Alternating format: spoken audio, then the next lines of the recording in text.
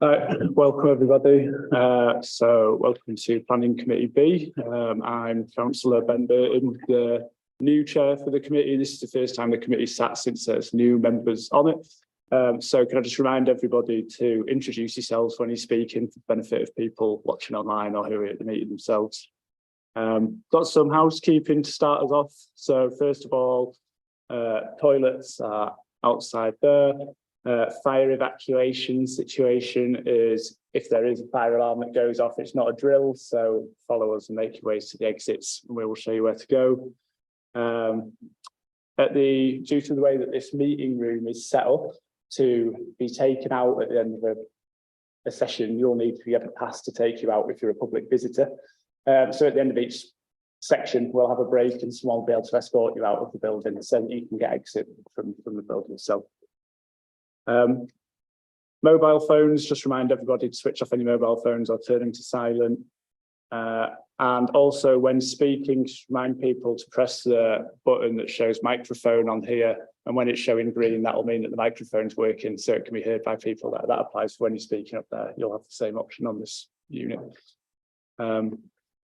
Next item is there's a couple of apologies today. So Councillors Hollier and Councillor Orrell are unable to attend. So we have Councillor Fisher and Councillor Fenton here. Because Councillor Hollier isn't here and he's the vice chair, we'll need to elect a vice chair for the meeting. So I'm going to ask if anyone would like to propose a vice chair. Could I propose Councillor Fisher, please? Yeah, that's fine. And would anyone like to second that? I don't got any concerns. Yeah, fine. Councillor Ward B, I'd like to second. Thank you. Yeah, vice chair. Thank you. Moving on to the next item, declarations of interest. Does anyone have anything they'd like to raise? Start off with Councillor Clark, please. Thanks, Councillor Clark. Just in the interest of transparency, I just wanted to say that I jointly own a property in Milton Street. So when we come to agenda item 4E, just to let people know that I do jointly own a property in Milton Street. It is much further down the street and opposite on the opposite side of the road at 41. So I don't believe I will be predetermined in any shape or form. Thank you. Thank you. Councillor Fenton. On the same agenda item 4E, 41 Milton Street, the applicant is my ward colleague, so I don't feel able to take part in the debate and the vote on that agenda item, so I will leave the table at that point. Thank you. And Councillor Belly. Thank you, Chair. Yes, I just wanted to, for the sake of transparency, state that I have been contacted by the applicant for 4C and 4D, but I don't feel like any of the content of that communication predisposes me or predetermines me in any way. I'm approaching it with an open mind and don't feel like it's a conflict of interest.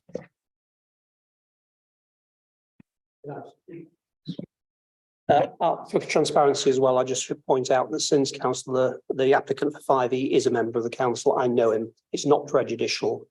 I think the precedent was set by a previous application when the ward member's colleague left the meeting, but the others just declared an interest, and I think that's the appropriate way to go. Yeah, that's understood. Thank you. So moving on now, minutes from the previous meeting. I'll just ask if anyone has any comments they'd like to make on the minutes of the previous meeting, or if we're happy to move ahead with those as they are. No. Fine. We'll take those as an official record of the meeting. Then we move on to public participation, but in the kind of general remit of the committee, of which we have none today. So we'll move beyond that.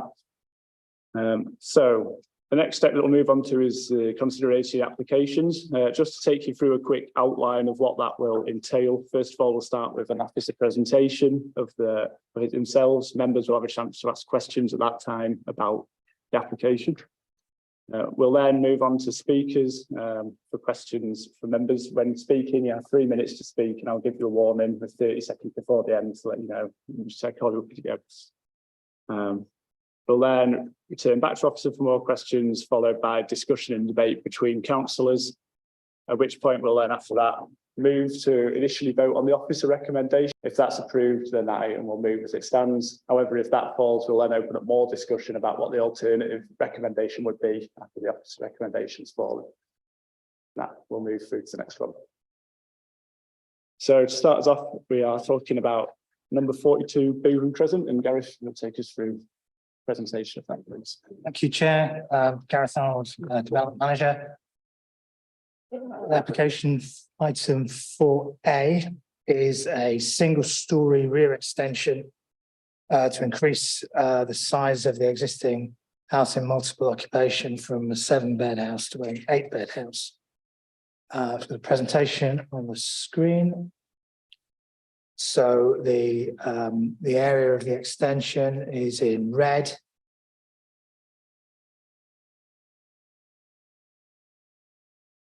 So Google Earth view of the property in question. You see the white painted the render, and this just highlighting the area of the existing conservatory or garden room that's proposed to be demolished.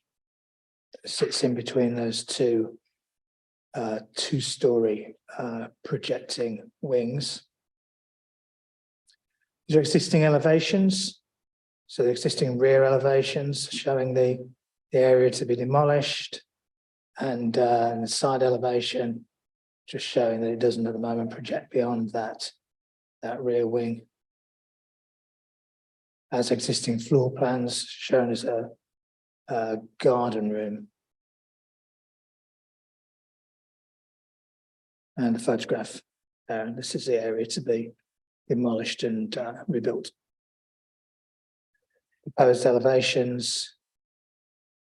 So replacing that glazed structure with a masonry structure with a slate roof, single window to the rear. And the as proposed floor plan. So that area in there. So I said it's an existing HMO, granted permission in 2014. Previously it was a guest house. It was change of use from guest house to a 7-bedroom HMO. The application is recommended for approval with the recommended conditions on page 10 and 11 of the agenda report. Thank you. Does anyone have any questions at this time? Yeah, Councillor Waldby. Thank you, Chair. For the last few days, I've been trying to gain access to the planning portal and with no success. So my question is, were there any conditions in 2014 when it was approved for a 7-bed or concerns from the members? Basically, I just want to know if there was any, but they felt there was any issues, and that, you know, so it might come into this meeting. Thank you. So planning permission, in terms of sort of non-standard conditions, we had a condition requiring a management plan with information and advice to occupants, refuse and recycling, property maintenance, and then a condition requiring details of car parking areas, cycle parking areas. But those were the conditions added onto the planning permission area. Sorry, yes. No, just another question, just while you've got the plans up. It says on page 9 of the agenda, there's issues with rubbish, furniture already being left out on the street. Is there not allocated areas for this? Can you show them on the plans, please? Because if there's going to be an extra bedroom, basically, is there going to be extra space for furniture and rubbish? Or is it going to be left out on the street? We do have we had a comment from the applicants about this. They said that this was an issue during the renovation of the property, And it said whilst the works were ongoing, there may be old furniture, building waste stored in the front yard on occasion, whilst we wait for waste disposal team. It said once the works are complete, the house will no longer have any waste to the front yard. So it's their comment in respect of the objection was things that were thrown away during renovation. Councillor Melly. Thank you, Chair. Under the terms of the HMO licence or conditions of the current planning permission, what's the maximum number of people who'd be permitted to live in the premises? It's licensed for 7. The planning permission, though, doesn't specify. The planning permission specifies the number of bedrooms at the moment as 7.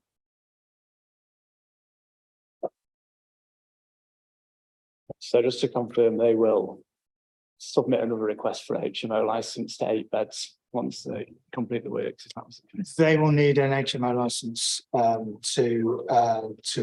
the property to be occupied by more than 7 residents. That's right. Yes, Councillor Fenton. Thank you.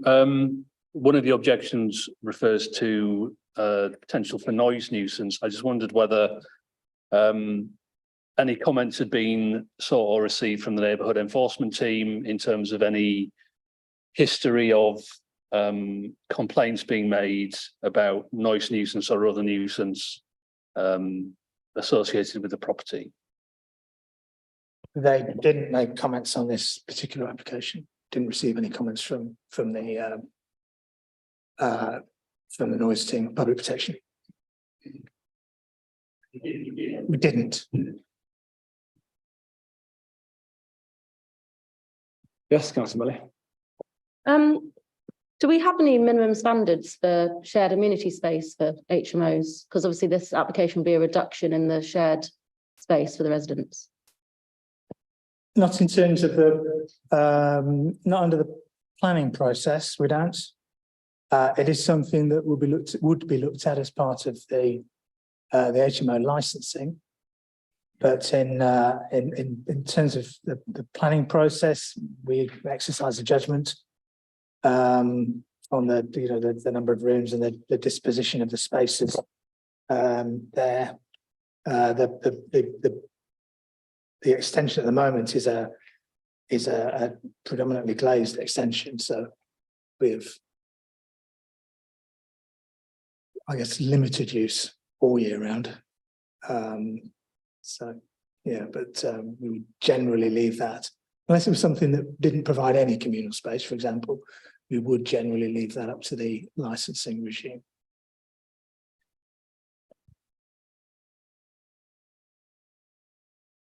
If there's no other questions, we'll move on to public participation at this time.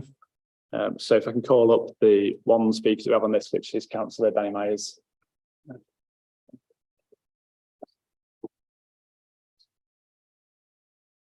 Thank you, Chair, and thank the officers for the report. I've got a couple of questions, and then I'll just do a real quick run through again of the reasons why myself and Councillor Wells as ward councillors have objected to this. I'll start with my questions, but then I'll just keep going. And if you could pick up my question at the end, that'd be great. It's for the officers. On page 10 of the papers, paragraph 5.3 talks about the change of use to a holiday let in future. And this has been touched on by, I think, a number of the objections, both from residents and from the Clifton planning panel. It's a major concern in the area with a high number of holiday lets currently operating in residential homes.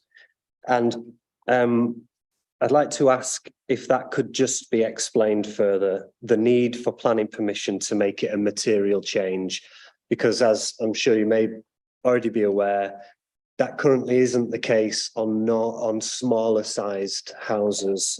They can just be flipped to holiday lets without planning permission. So I'm just wondering if it's because it's a bigger house, whether that's the reason, and that being explained would be useful. I just wanted to thank the other representations that were received on the planning portal, particularly from the planning panel and from nearby neighbours, which myself and Councillor Wells support.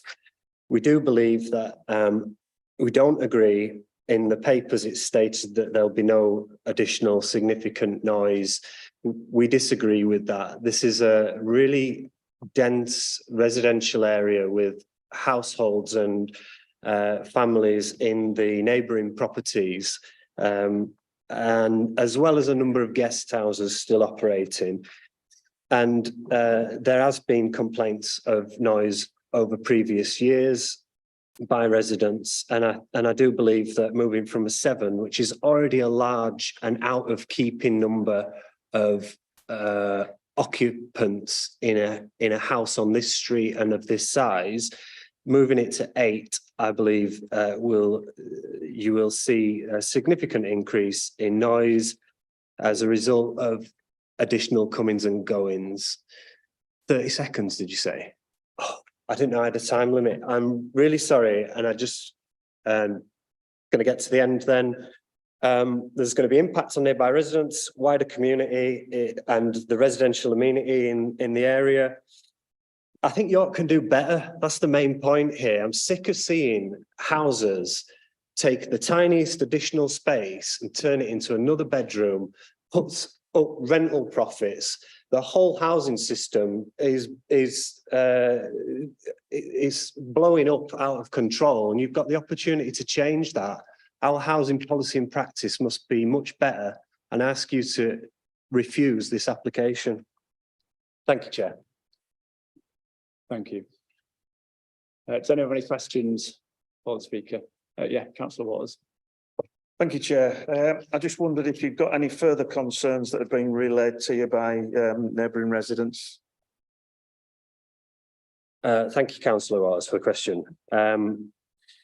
There are a number of concerns relating to noise. The nearby residents do believe that because it backs onto Grosvenor Terrace, there'll be a significant amount of noise overlooking in neighbouring properties.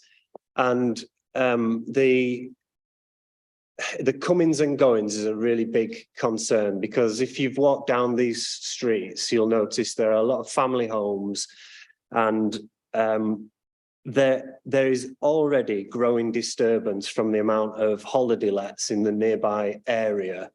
And this can act in a similar way, because again, the neighbouring properties aren't 8-bedroom properties, they're family homes across the road and nearby. So there's a great concern from local residents.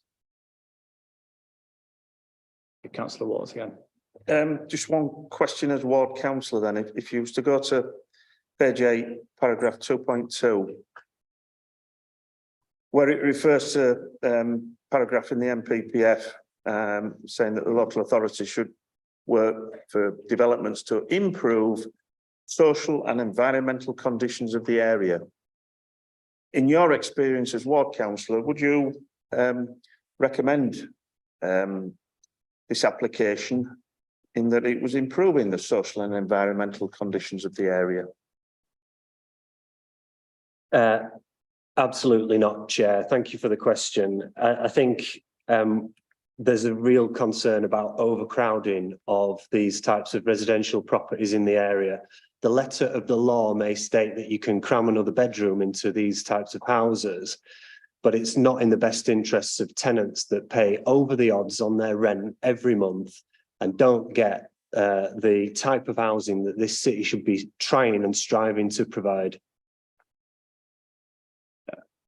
Councillor Fenton. Thank you, Chair.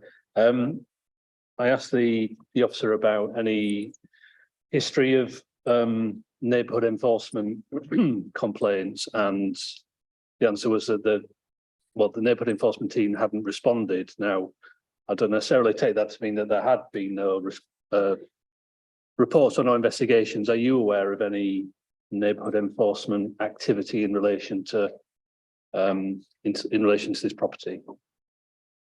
Thank you, councillor. No, not in relation to this particular property, though. Neighbours have made those suggestions to me, and they can be read on the planning portal in relation to this planning application. But prior to the planning application being received by the council, I haven't got a record as a ward councillor of a complaint against this specific property, though many in the area for similar reasons. Thank you. And councillor Wardby? No question. Great. Right. Well, thank you very much for your time. That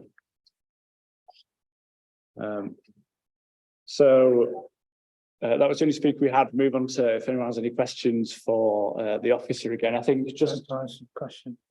yeah, I was going to ask you the same thing. If you can give some clarification on the situation at HMOs and controls. Yeah, so in terms of holiday lets either sit within the C3 use class, although that's current practice suggests that's becoming increasingly rare, or they're sui generis use, so they don't sit in any use class. Our a small HMO is within use class C4, and that has use class permitted development rights to move to C3. But this is a sui generis house in multiple occupation, because it's a large house in occupation, which means it doesn't fit into the use class. So it would have no permitted development rights to move to use class C3, and therefore potentially be used as a short-term letting accommodation.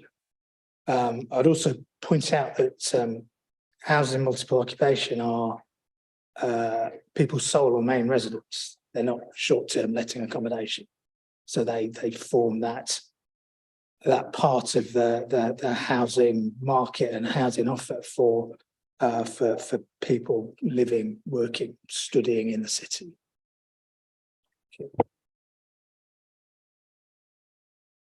Does anyone else have any questions?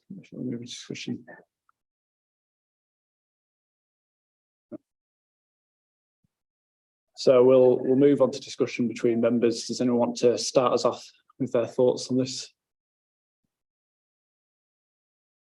Yes, Councillor Fenton. No one else. I think the key issue for me is not necessarily. I don't think this planning application of itself can address the legitimate concerns that Councillor Mize expressed in terms of impact on the broader neighbourhood, because this is already a 7-bed HMO. The issue I have is the impact on the current residents of this property in terms of further reducing the amount the amount of communal space that is available. So I think the thing in my mind is I'm not convinced that the addition of additional bedroom would have such an adverse effect on the neighbouring community as to warrant refusal. I think my concern relates to the interests of the existing and potential future residents of the property through a further intensification of its use, albeit through a very small extension and a reduction in communal space. So that's, I think, the issue at the forefront of my mind. Thank you.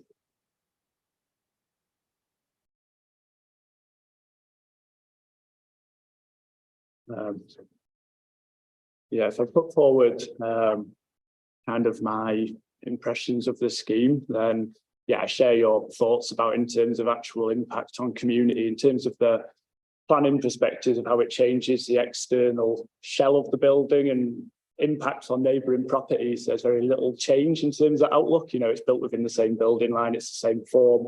If anything, it has less glazing. I can understand your concerns about the level of amenity. However, I do think that they've put reasonable measures in place in terms of improving that internal space. So they still have a dining room and kitchen, and that actually seems to benefit from some improvements as that comes through as well. So I don't those concerns don't carry as much for me, but I can understand. Sorry. Thank you, Chair. This reminds me to some extent of the first house I lived in when I moved to York, which was number 12 Compton Street, which I think Councillor Myers may know, which was a house of multiple occupation with 7 people. The internal facilities were relatively limited, but we got by, and it provided a very cheap way for me as a new teacher arriving in York to actually find some accommodation, which was at least acceptable until I was able to move on and find somewhere which I could afford a little further out.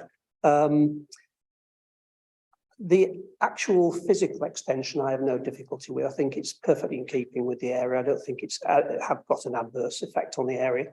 It's a balance as to whether we think that the effect on the existing residents is significant enough to merit refusal. I don't see that it is. I've heard tales that, you know, people saying that there've been complaints, but I don't have any hard evidence of that about noise and disturbance. And it's only a 14% increase in the number of people. I genuinely don't think we've got a reason to refuse this, to be quite honest. I can't find any reason. I have some sympathy with what's been said, but I think if we went to refused it, I think it would be successful on appeal, so. Yes, Councillor Melly. I agree with the Chair's comments that the proposed changes to the internal layout of the kitchen and dining area is an improvement and makes that a much more usable shared space. But I'm not convinced that that makes up for the loss of the amenity space that would be turned into a bedroom. It's adding more people to the house while taking away the only amenity space that isn't just functional and utilitarian. It means that, yeah, there's a kitchen and dining area and which is shared, and there's bathrooms which are shared, and there's no leisure or recreation or amenity space at all left in the house. It is just fitting as many people into the space as possible without providing the space that people need to actually live lives. So if we were going to approve it, I would like to suggest a condition capping the number of tenants, because if people's bedrooms are going to be their only leisure space, then we need to not have people crammed into those bedrooms. And even just things like the suggested 4 Sheffield stands for cycle parking, that's based on there being 8 residents and no more. So I think we'd need a condition capping the number of tenants at 8. Do you have a comment on that?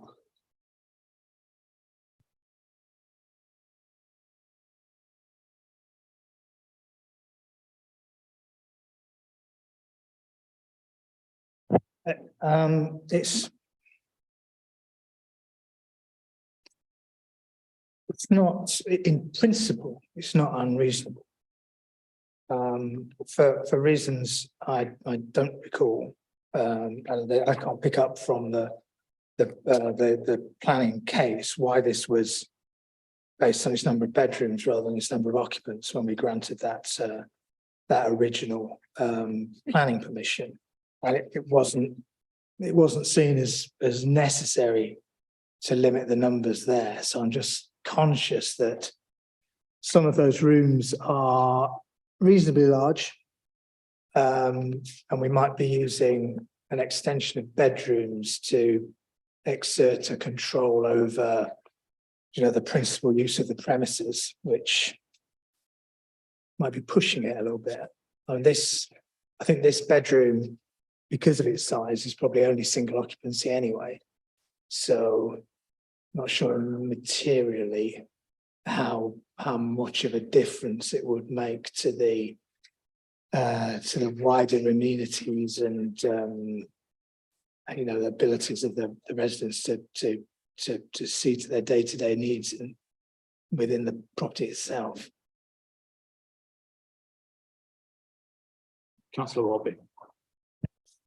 Yeah, when I first started, obviously, before the meeting, I had a few concerns, but they've been answered and I'm happy with the answers. I know that Councillor Melly mentioned about a shared bathroom, but I have noticed in the literature that there is 5 en suites and they've got showers, toilets. So there's only going to be 2 bedrooms really sharing the bathroom. I know that other people want a bath and things like that, but on a day-to-day basis. So I'm in mind to, can I propose it to be, go with the officer's decision, please, to approve? Thank you. Councillor Waters. I was unsure whether councillor Fenton had actually proposed refusal on the basis of loss of amenity for existing residents. If he had, I was just going to say I'll second that, but my concerns are more to do with the surrounding residents rather than that. And I just feel that any refusal ought to refer to those adverse effects. It's all right saying it's only one extra bedroom, but it's already a large property. If you live next to that, any increase in noise, any increase in rubbish piled up, any increase in parking problems is substantial. And again, I'll just refer everybody to that top of page 8 and that paragraph. Can anybody define to me where this benefits the surrounding area? There is an economic benefit, but that's to the landlord. Now, I have no idea. I should have asked the ward member whether it's an absentee landlord or whether it's a local landlord. I think I know the answer, but so if councillor Fenton had proposed. I hadn't proposed refusal. I'd kind of given my thoughts and was waiting to hear other views. Yes. You can speak to I think we must first put the officer recommendation, and I'm prepared to second councillor Walby's recommendation, proposal for approval, and we'll put it to the test and see what the views of the committee are. Yeah. Does anyone wish to add any more to the discussion before we test a vote? Yes, yes, councillor. Only to say that I agree with the arguments that have been put forward by councillor Fisher. I think I can understand that people are concerned about an extra bedroom, but I'm not persuaded that there is enough to successfully refuse this and defend a refusal. And that's it, really. Thank you. Councillor Waters. First meeting, first decision, it would have been a good opportunity to set down a marker. And I wouldn't have been that worried if this had gone to appeal, because again, it sets a good benchmark. I think to refer to your point about benefit to the area, I think I'd rejoin you in that I've previously lived in an 8-bed HMO with a similar amount of internal space before. And at the time, it was a boon to the people living into it because it provided an opportunity for them to live there. And I think that is where the economic benefit to the area comes, is in being able to bring in a kind of key worker, people who aren't often able to find housing within a local area. So I do think there is quite a benefit to this housing provision being provided. I don't think it's purely, and that all adds to the benefit of the area. So I do think there is a sense to that. It's like that's the discussion on that. Can I just make a point about the MPPF? The framework, it's important the members remember that they have to consider the document as a whole, not just honing in onto one particular policy of the or paragraph of the MPPF. So all those policies about provision of housing and a broad choice of housing for the housing market as a whole as well are important considerations.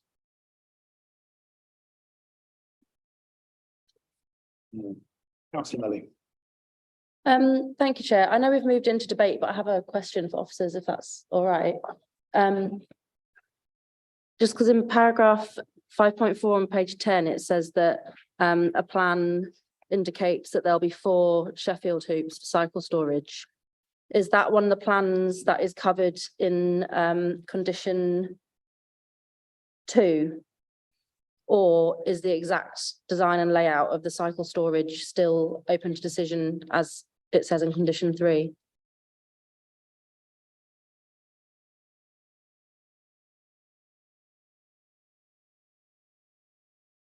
So The site plan, which is CRS 8A, which is the one on the screen. That shows a secure sheltered bike store with 8 bike storages on the block plan. The condition 3 will require full details of that. So it looks like Sheffield stands, but you can't tell from the drawings. So any submission under condition 3 would require those full details to be set out. I just asked that because what's been proposed and seconded, in effect, it seems to me only include cycle storage for 8 cycles. Yeah. But we're not proposing approval that caps the number of occupants at 8. No, we're not, but our cycle LTM 120 requirements are usually 1 per bedroom, which is an uplift from our CYC requirements. So it would meet, as far as I'm aware, meet LTM 120 in terms of 1 per bedroom.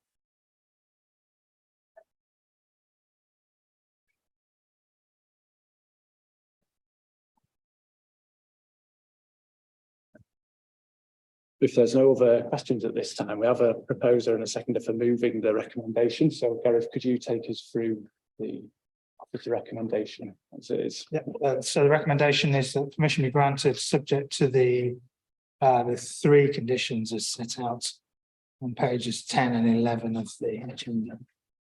Thank you. So if I can see hands for those 4, the recommendation.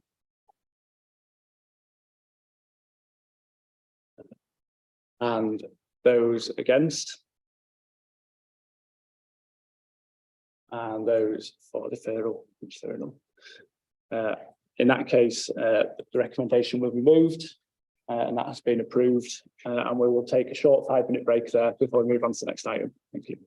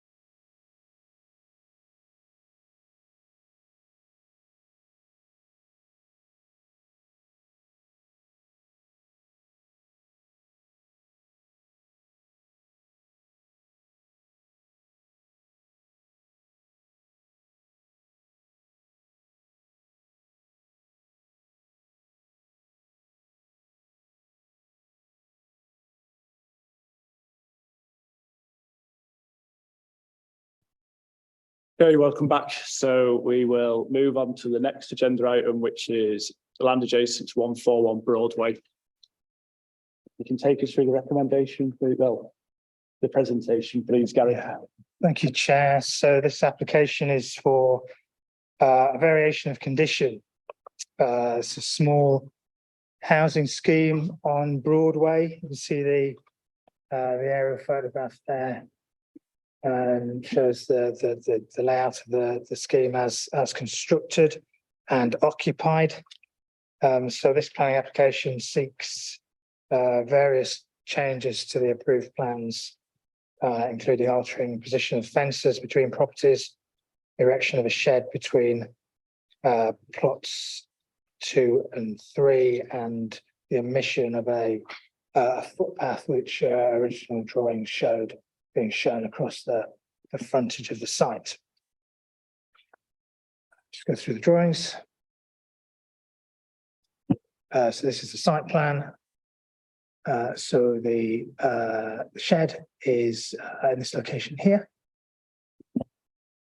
I see the case of a drawing not showing something, so it doesn't show that footpath that goes across the frontage. The elevations of the shed and some photographs from ground level of the site.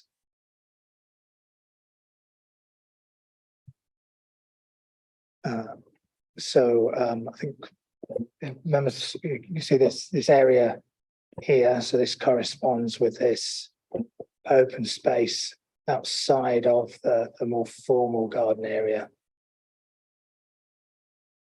which has been laid out.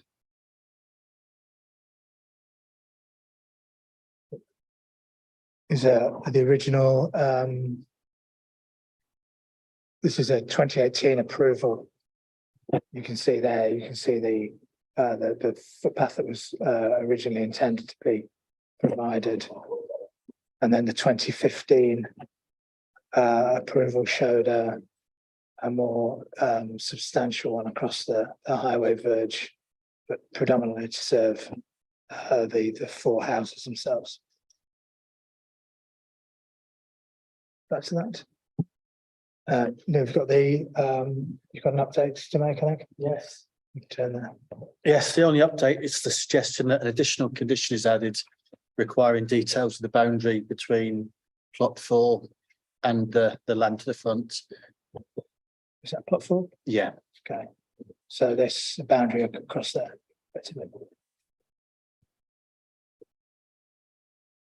Is that assumed to be in the officer recommendation now as an update? Yes. Yeah. Yeah. So we anything we present as or think up halfway through the presentation would be considered to be part of that recommendation. Permission is it's recommended that permission be granted subject to those conditions on pages 29 and 30. And just a note, perhaps for the benefit of more recent councillors. So this is a variation of condition. So it's under section 73 of the Act.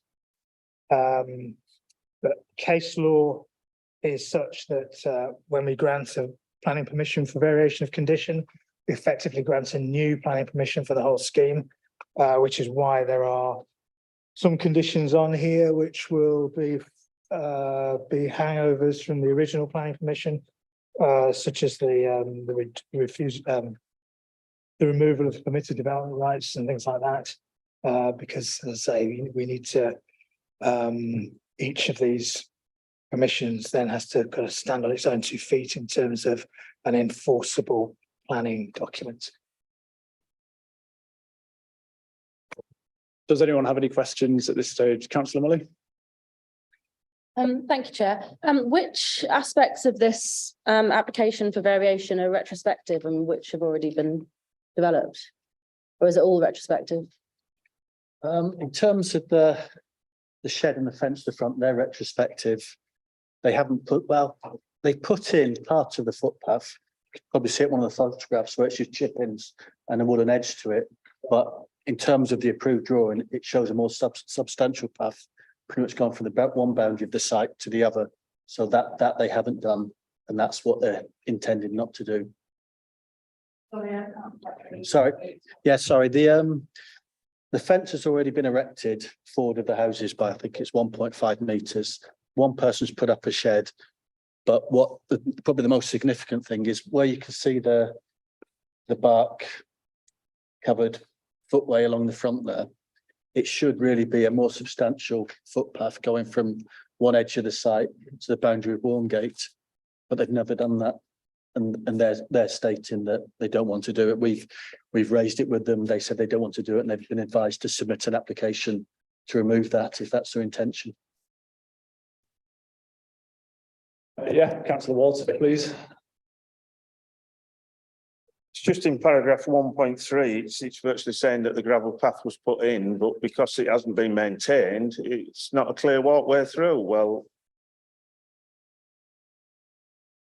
Yeah, well, I mean, when the report was written, it wasn't as clear as that, the pathway there. But I think in the last month or two, they put down some bark coverings on it, so it is more apparent. But it doesn't run to the public footpath edge. It just runs to the edge of the garden and not, so you can't access it really from the road. It would just be for the occupiers to go to through the side of the house and just walk between other neighbours' boundaries. But it's not an actual link between Broadway then through to Warmgate. so it was never put in according to plans then? No, not completely in accordance. Just on a similar note, on the 2018 plans, it doesn't show it ever reaching the footpath either. So there was the approved plan was it would never actually reach that footpath. That's correct, is it?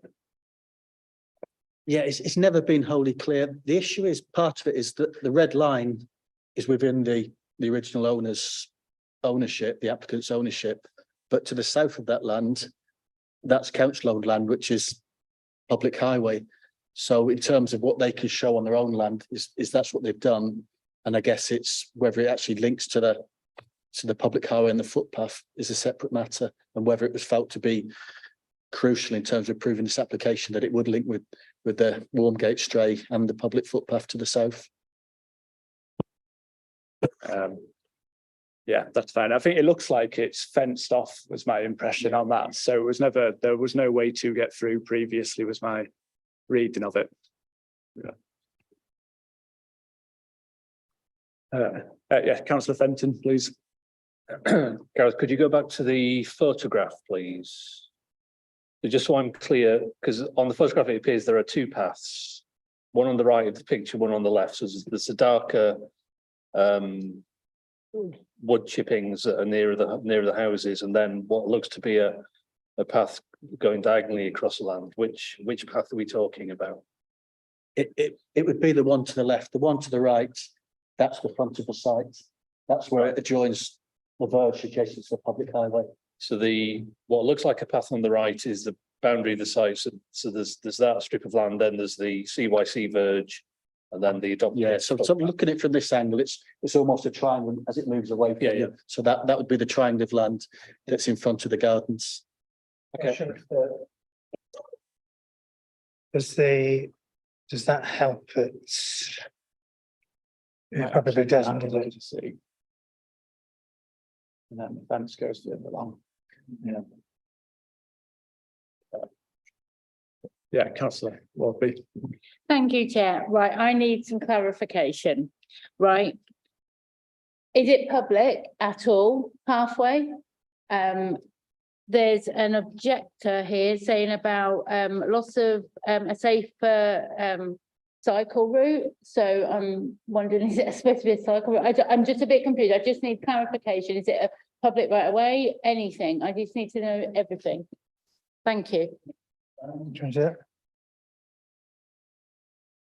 It's never been adopted as a public highway. It's effectively a footpath within the site, dividing the gardens from open land, which again is not in public ownership. It's within the private ownership of each of the individual owners of the properties now. Councillor Bassey, please. Thank As a you. Yeah, I just supplement. want some clarification about why this footpath doesn't connect to anything. Is it a fair assessment to say that the council has, for whatever reason, not connected this footpath to the public highway? And that's why the two bits are not connected? I didn't deal with the original applications, but my understanding is that the applicant showed that on the plans. And there was an informative by the officer stating that we didn't necessarily require this to approve the scheme. And as I understand it, I don't think there's been any negotiations with the applicant and the council in terms of adopting it, either that footpath or the land as a whole. So to make sure I've understood, this hasn't historically been a public right of way. There was a suggestion when it was last approved that there might usefully be a footpath. I think, But it yeah, hasn't been implemented. no, I don't think. It's probably fair to say it didn't seem to be an integral part of the scheme. There was an approval in 2011 of a single house on the site, and there was no footpath through on that. It was refused, and I think one went to appeal, and the reason for refusal didn't raise the issue of the lack of a footpath. But I don't think it's been integral for the purpose of forming an access between Broadway and Warmgate Straight. Probably the argument is whether that footpath is crucial for access to the properties and also forming a clear break between the gardens and the land that is outside the gardens.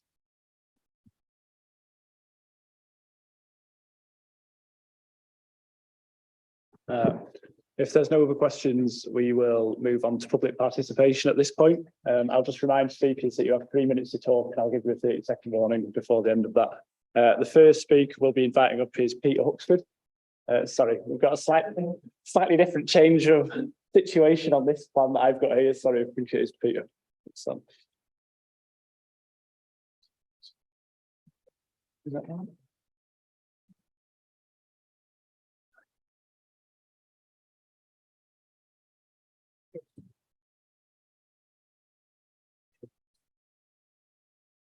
My name is Peter Huxford. I'm a member of Fishergate Planning Panel. I'm chair of York Greenways and I'm a Sustrans Ranger. I also live near the Broadway and I cycle past this site several times a week. I'm opposing the recommendation basically on 3 grounds. The history of it is that the first planning approval, that triangular area was meant to be kept as a public amenity, partly for visual reasons and because the backs of what we consider now the backs of the houses were meant to be the front, which is why that path goes along there. The idea was that residents would use that path to get into their houses, but they never did, and that's quite understandable. The first point is that this is quite an important principle. It's a matter of precedent. If private individuals can, without seeking changes in permission, override a planning decision, by basically what they've done is incorporated all that triangle into their own private gardens. And I think it's a good example of the importance of precedent in that it was one house, the 4th one, that initially did it. And then since then, each other house has joined in and incorporated it into their garden.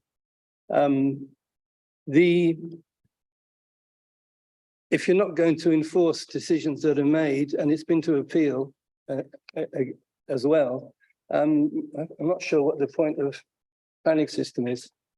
The second one is that, and this is all set out in the report, it's clearly stated what the point of having this here was. It was supposed to be open landscape space. And the idea was that it wouldn't become people's gardens because that was not a suitable design feature.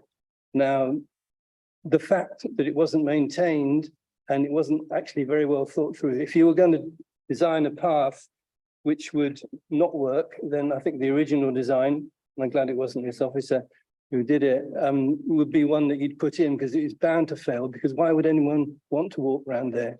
What you need is a more direct route into Warmgate, and I'll get onto that. the point is that the people who bought those houses would have known what the planning situation was. They would have paid the price accordingly. And they basically have no right to colonize this, what's space for the benefit of the community. The third point is, perhaps I can clarify some of the questions, is that it was raised the question of access to Walmgate Stray. Now, there's reference in the report to the most direct route. Well, obviously the one that they're trying to take out never was a direct route, goes in an L shape, and no sensible walker or cyclist would have used it. It would have been possible to do a more direct route, going from the corner opposite the roundabout through to line up with the access barriers onto the traffic-free path across the Stray. Now, the fact that that wasn't done doesn't mean that it can't. And I can't remember what the document is, but the strategy for cycling and walking that's been published designates Broadway as a key route. Now, this would make absolute sense when you get to the end of Broadway and you want to go on to the university or Heslington, that you go across that open space, takes you straight onto the traffic-free path. So it's not just a question of looking nice, it's a question of traffic safety. And we work with Active Travel, and this is a great opportunity to make an improvement to this junction. And it would be a shame if this opportunity wasn't taken. I'm not sure how it fits into the process of this meeting, but it would be a shame if the decision made today closed down the opportunity to make this improvement. It's not just a question of taking a couple of nanoseconds off the travel time of a cyclist. If you know that route, and I say I do it several times a week. I'll just have to ask you to wrap up in a second. Sorry, Peter. Sorry. You've gone up to your 3 minutes. Yeah, so I've done it, have I? Yeah. No, you can finish off. Well, what no, you were well, I was saying. going to say that you could do a much better route across there, which would save people going across the roundabout, but also a lot of people don't go onto the traffic-free Stray. They go along Heslington Road, which is dark, narrow, and fast. Thank you. Thank you. Does anyone have any questions for the speaker? No, thank you very much, Peter. I'll call up the next person, which is Mary Ermston. Sorry. Thank you. If you can just press the microphone, I'll round you off 3 minutes from when you start. All right, thank you. I'm actually speaking for Fulford Parish Council, so not personally, yes. So we're asking you to please not approve this. We would like you to defer it for two main reasons. Firstly, so that a fully detailed site plan can be submitted.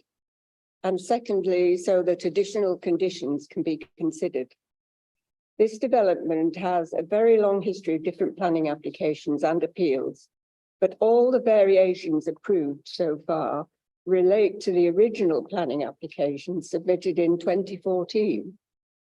And all have included an open area of land between the 4 private gardens and Broadway. That's the triangle there, the white triangle. An open space statement was originally submitted in which the developer committed to maintain that open land as a wildflower meadow in lieu of providing a financial contribution. I've got that, so if anybody wants to see it, I've got a copy of that. And I don't think it's been taken into account at all, this promise from the developer to keep that site as open land. Keeping this space open was considered essential to mitigate against the harmful impact of 4 new dwellings on land directly adjoining Warmgate Stray and the Green Belt. Our very serious concern with this application is the actual use of that triangle of land, because on the ground, it's quite clear that all the individual gardens have been enclosed and extended right up to the boundary of the site. This has always been resisted by the LPA, and for very good reasons. In dismissing a previous appeal where gardens were shown extending to the boundary, The planning inspector stated that the provision of enclosed domestic gardens with domestic paraphernalia would significantly detract from the character of the area and harm the visual appearance of the local environment. The conditions removing PD rights will not prevent the division of the land into separate gardens, and they won't prevent any of the inevitable domestic paraphernalia such as trampolines, barbecues, climbing frames, washing lines, swings, etc. And those are the things that will harm the environment. So that site plan is deficient because it fails to include any details of its appearance or land use. And if this application were to be approved today with that site plan, it would result in a new freestanding planning permission, and the LPA would have no control over the use, appearance or landscaping, and it would be unable to take enforcement action in the future. So please will you defer it, either refuse it or defer it, so that we can get conditions on, so that the landscaping that was on the original plan can be incorporated, because otherwise there's nothing you'll be able to do if they cut the trees down and don't put in what they should do. And the condition to prevent the division and use of that land as private domestic gardens. So yeah, I could go on, but thank you. Thank you. Does anyone have any questions for the speaker? Yeah, Councillor Waters. Well, just while Mary's there, it's a question both for the speaker and for officers. What's officers' view on the public open space plan and the commitment that was made? It's been mentioned that it hasn't been referenced in this.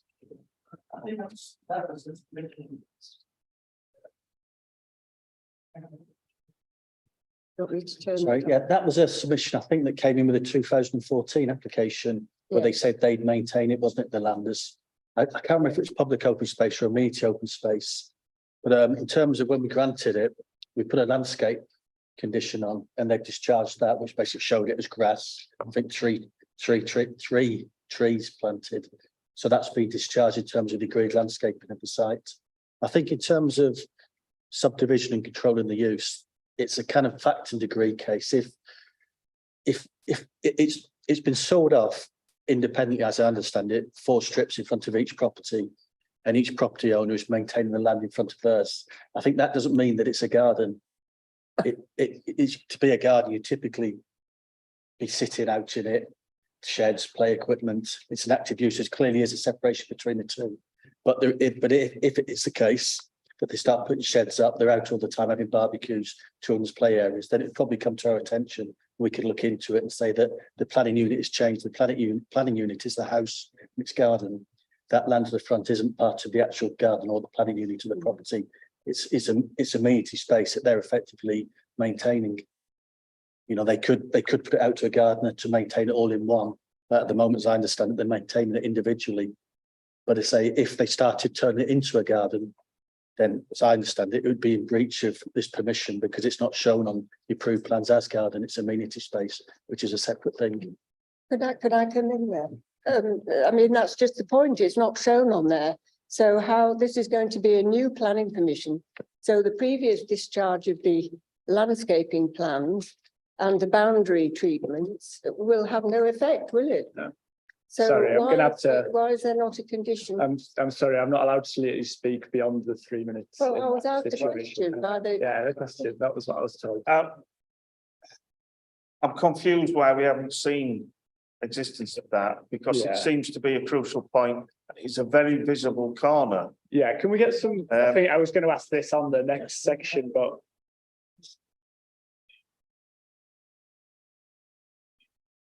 Sorry, we're just.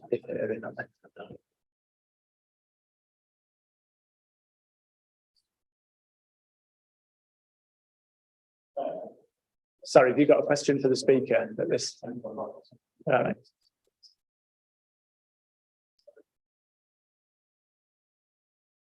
Now, say in terms of the clarification of the use, this application is a variation of the earlier consents.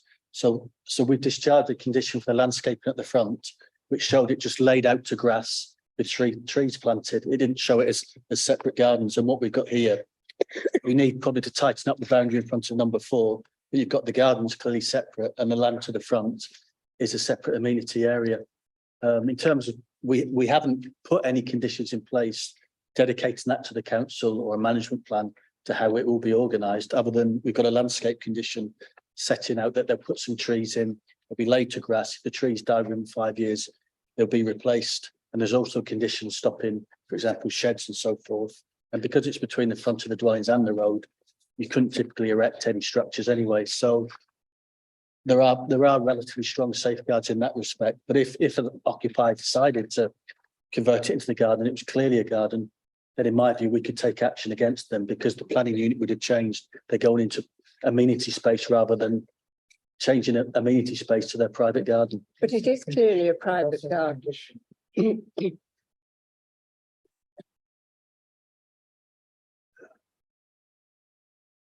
No. They are private gardens. You can tell they've got borders and, you know, that's what they're used for. And this landscaping plan that was approved before has no effect, does it? Yeah. Can you make that clarification, please? There is no planning condition to stop them planting plants in there. They can plant plants if they want. They just can't start dividing up to such an extent that it becomes an extension of their garden to the front of the road. You know, I don't see that we can, if a neighbour wants to put some plants in there, they can do that. There's more plants there now than was approved on the landscaping scheme. It appears as a green verdant area. There's no sheds and outbuildings, but it's the use of the land that's important Yes. here. They're not seeking to change the use, but they clearly have changed the use. I think we can pick this up in the questions to the officer and afterwards. Have you got any questions for the speaker? For the officer, let's save that for afterwards. Thank you for your time. Thank you. Just ask for the next person to go up. It's Jeremy Thorne. Yeah, so I was trying to. There is no plan. Yeah, you are welcome to start when you're ready. Thank you. Hi there, thank you. I'm Jeremy. I live in one of the houses here, so thank you for the warm welcome. I'm a bit concerned that people are talking about between the small garden and the rest of the garden. It's all garden. We own it. There are no rights of way. There is no evidence of any planning permission that has been submitted to link that path to the stray. Nobody in their right mind would go through that because it's easy to walk along the road. Excuse me, in the debate, I've forgotten to thank you for the report because I think you summarise everything really, really well there. And it's actually generated more heat and light, this application. So I'm sorry for that. It's quite a mundane thing, to be quite honest. There are 4 gardens and a shed hidden down the side of the house. That's pretty much what it is. I'm one of the others that have grown a hedge to give a little bit of shelter, and we treat it as a garden, as an open space. My neighbour's is setting up a wildflower meadow. Mine's just left as is.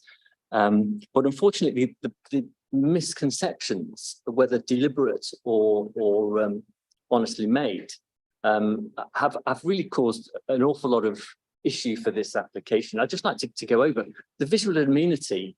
These are 4 gardens. They look like 4 gardens. They look like 4 hedges if you walk past them. Some people have retained parts of the path. There never has been any access to the stray. You never would want to. The people don't use the path 9 times out of 10 because, as is clearly made in the report, access is around the back.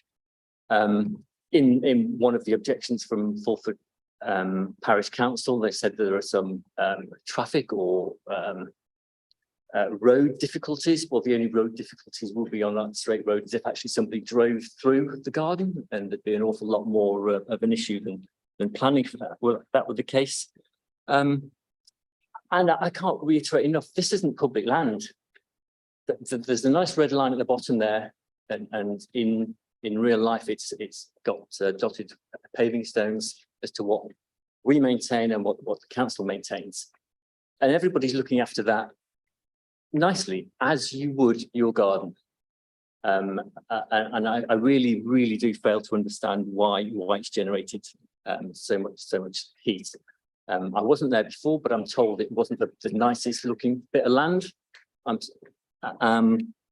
And really this application is, thank you, it's been delayed for far too long for a very minor point. I'm sure this committee is really busy, and does it really want to talk about a few hedges and a shed? I really hope not. But I thank you for your time. I'm sorry I sat there quite calmly for the first hour, and now I've got quite head up. But I say, if you want to ask me some questions, please do. But I'm done. Thank you. Does anyone have any questions for the speaker this time? Yeah, Councillor Fenton. So just you talked about gardens, and I think there's been we've used that term kind of interchangeably. So looking at the map there, we have what appear to be identifiable and sort of segmented garden areas in front of plots 1 to 3, but no firm boundary, with a similar nature in front of plot 4. The rest of the white space, the white triangle, you've confirmed is in private ownership. Could you just, one of the issues we're grappling with is visual amenity. So can you just give us a bit of an insight into how the white triangle is managed as private land in the ownership of the property owners, please? Yeah, thank you. It's all owned, really, if you drew a line between the houses. I don't know what the right word is, but parallel to each house, everybody's owns sort of a strip of that land, and people manage it independently. I do the no-touch technique, cut the grass every now and again. But I think all people have planted a hedge along the front to give a little privacy, because it's a reasonably busy road. Some have planted it more than others. Nobody put any development in terms of washing lines. They're hidden around the back. Mine's at the side. I don't have any front to the other side. The shed is sort of hidden as far as can be down the side. I admit to my error, I didn't realise the planning rights were withdrawn when I bought the house, so my hands go up to that. But nobody else has developed the front other than as a garden. And to be honest, probably they do treat it all as garden. I lose the definition between the small square in the front and what you refer to as open land, and it was once referred to as meadow. But it's all in the title deeds, and I can't see any specific non-discharge conditions that relate to that front bit of that white triangle. So henceforth we treat it as a garden, as a normal human being would treat it there. I say, nobody has stores the bins outside front, or puts the bikes out the front, or puts a trampoline. But you know, so we treat it as you would want to walk past it, see it when you walk past it. Sorry. Any other questions for the speaker? No, thank you for your time. We'll move on. Does anyone have? Yeah, we'll move on to you, but you may make a clarification. So just to clarify, and you'll correct me if I'm wrong. So there was no planning condition on the original planning permission that required any special treatment, public access to the land shown as the white triangle. So this planning permission. But it showed that footpath which went over the red line. The 2018 variation again contained no planning condition exerting any wider control over what's turned into a green triangle, and truncated the path to being what, I don't know why I'm pointing at that screen, you can't see me pointing. So which truncated the path to that element there.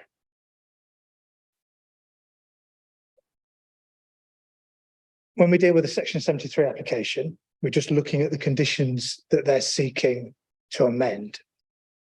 What we can't do is revisit the previous applications and think, well, we should have done something different, because that would be unlawful. So, you know, looking back at it in the cold light of day, we might think that perhaps should have been addressed better, but it wasn't. And I don't think this committee has the powers to amend that. So we just have to look at what's in front of us. The conditions are largely carried over from the original planning permission and then the 2018 amendment, and some relating to the build, because the houses have already been completed, will have fallen off. So there's no conditions about materials to be approved and things like that. In terms of the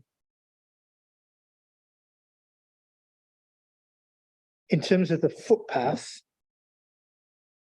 because they've built to that 2018 amendment, you'd never be able to seek anything more than what's shown on the drawing there.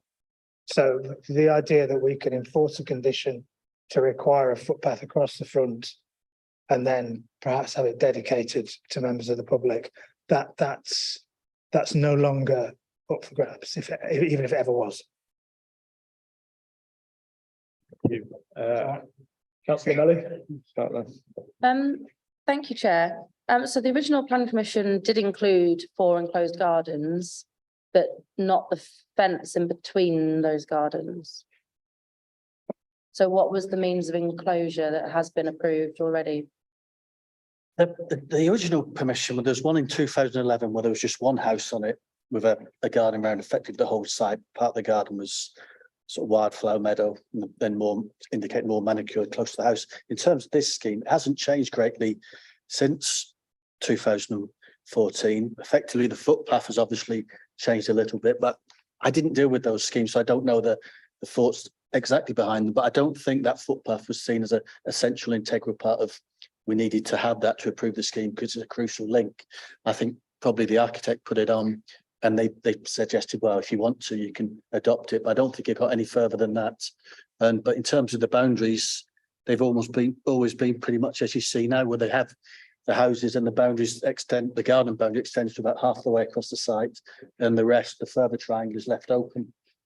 Thanks. I'm just trying to understand what has changed, not in terms of the path, but just in terms of the fences, because it says that the fences were located between the homes and were flush with the front of the building line, but that there were, you know, in front of the building line, enclosed gardens. Yeah. So I'm just trying to figure out what the means of it's- enclosure was. These were just the fences between each of the houses, not to the front, between each of the houses. And because their private area is to the front, when they actually built them, they pulled the fence forward about 1.5 meters to give some privacy in the gardens there. So it's 1.5 meters high and slightly forward of the houses, so the patios would be private. I think when the original scheme was approved, they indicated no fences forward of the houses. Well, obviously, then you don't have any privacy in your gardens from the sides.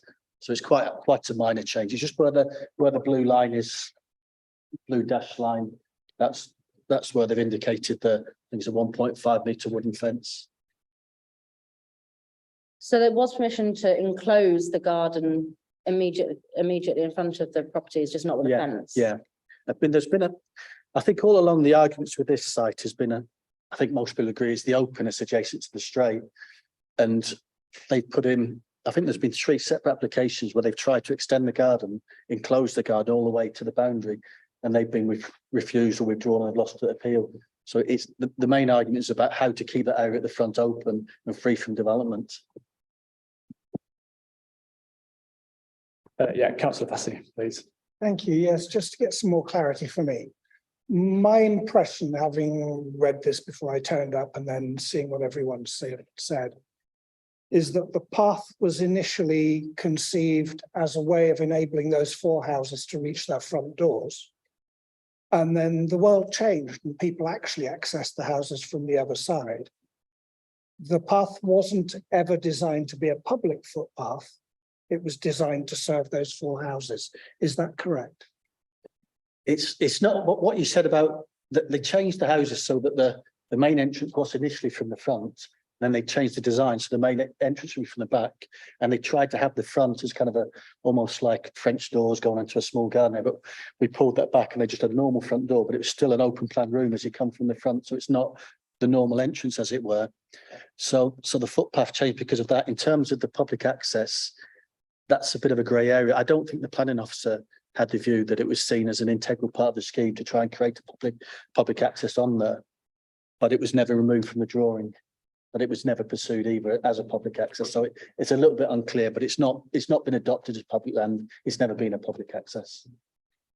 If I might ask a question myself, just for clarity, the 2018 plans are the ones that take precedent in terms of the layout of the house and how that footpath operates. Is that correct? So obviously there was a 2015 one, but when they've resubmitted in 2018, that's what we're discussing now in terms of how those houses function and how the footpath works. That would supersede that. Yes. Yeah. Thank you. Yeah, Councillor Waters. Sorry. So can anybody give us any clarity on which plans this was associated with then? That, as I understand it, was 2014, but it's not referred to in any approval. I think that was that the O'Neill's the agent setting out how they'd managed the land and. Yeah, the agent does make loads of references like that, but the agent also references the views of the council and council officers. And it looks to me very much as though strategic planning has been involved.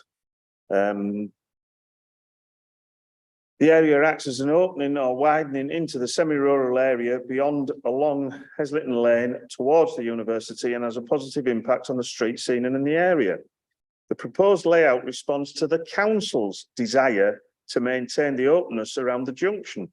It also maintains views from Broadway, looking east and opening out towards the semi-rural character of the street. Sorry, Councillor. And it goes on. I'll let you finish, but we can't keep it to the document that's not been submitted. That's what I've been asked to mention.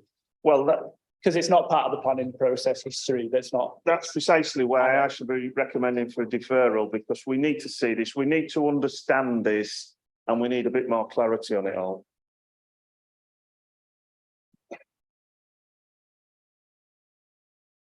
Now, I think I say that was a submission document. It wasn't an approved document in terms of the application.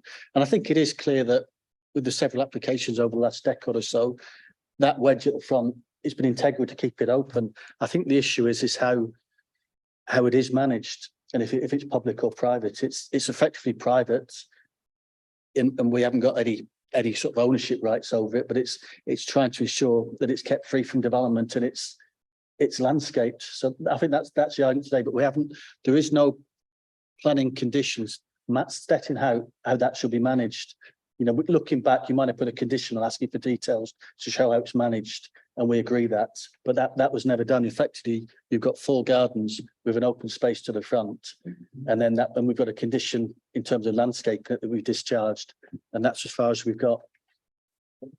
We're being asked to make a decision on something that certainly when you read through that, there was clear aspirations by strategic planning at the council in discussion with the developer at the time to achieve something that hasn't been achieved. And I'd certainly like to know why it hasn't been achieved before we're asked to make a decision that further weakens it. I think I will, if it's acceptable, I'd leave that open for discussion in the group discussion, because I don't think, that was a superseded planning application anyway, and that process has moved on. So while there is situations that have changed, I wouldn't get the impression that that is a document that, the second application that superseded didn't discuss that document and never showed it as an open space. So that's already been approved of it not being used for that purpose. So while the process, I don't want to get into discussion. Should we keep it for discussion is what I'm saying, and we can also discuss it then. Can I just make one point? So in terms of the land, before it was developed, it was open land within the urban area shown on the draft plan. So it never had a designation as public open space or anything like that. And the officer's report from 2013 says that this, I guess it's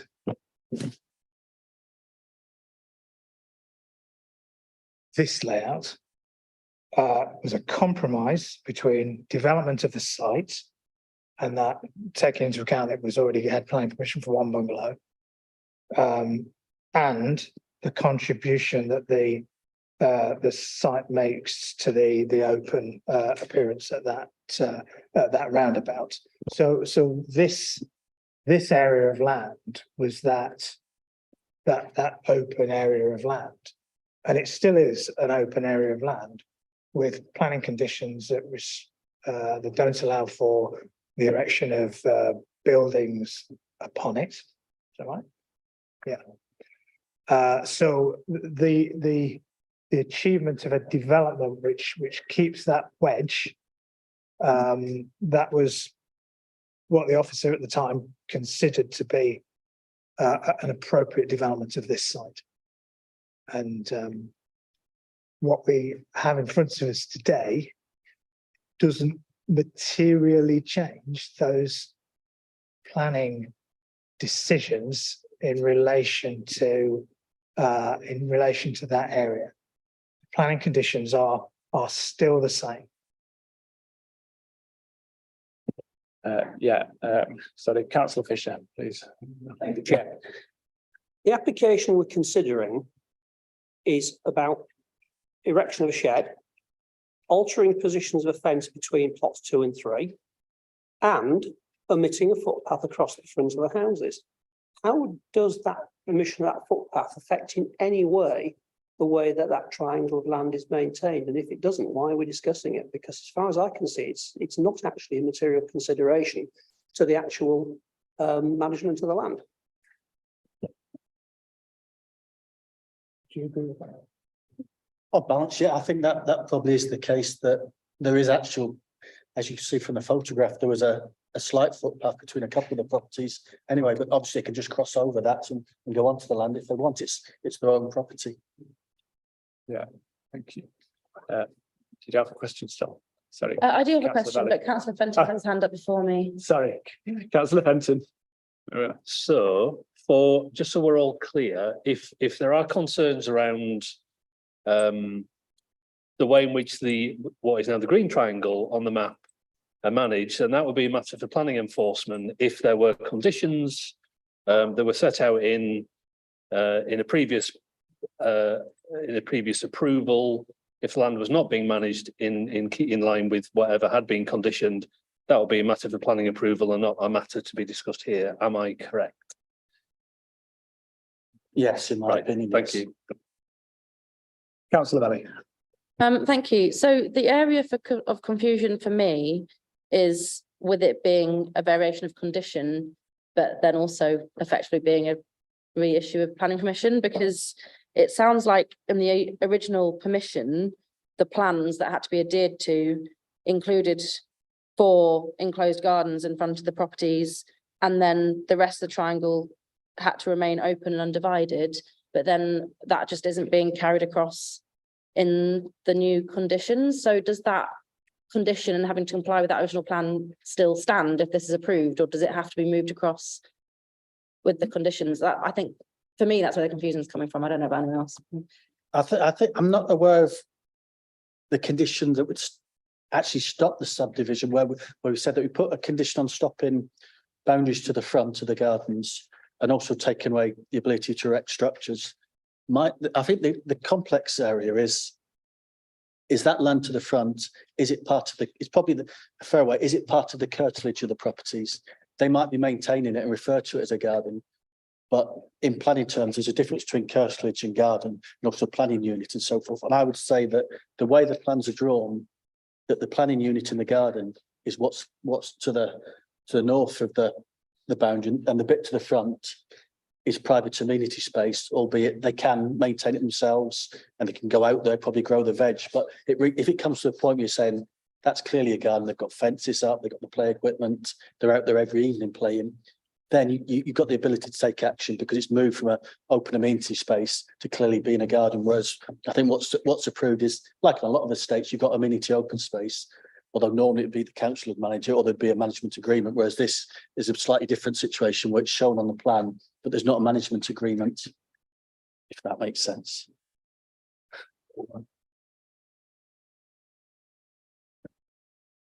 Does anyone have any other questions at this stage? Councillor Melly. Thank you, Chair. Earlier, when I asked about whether this is entirely retrospective or only partially, it was because of condition 1 that says development to start within 3 years. I wasn't sure if that's necessary or why that's there if the development's already taken place. Yeah, that shouldn't be. That shouldn't form part of a section 73 planning permission approval, because the development has already commenced by virtue of building those houses. So yeah, that we would remove condition 1.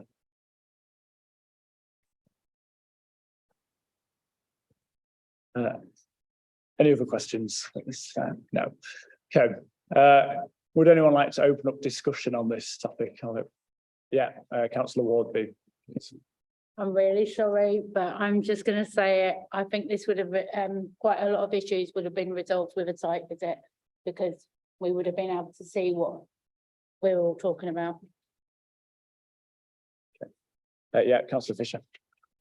Well, I'm going to move approval on this. As I see this, the only real purpose of the footpath was to provide clear demarcation between the private boundaries and the triangle of land.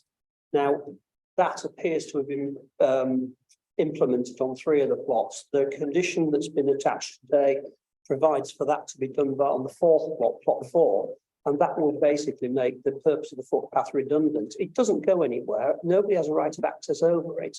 It's certainly never going to be part of the cycle path onto Walgate Straight. And I just don't see the point in it, to be quite honest. It doesn't affect the management of that land in any way, shape or form.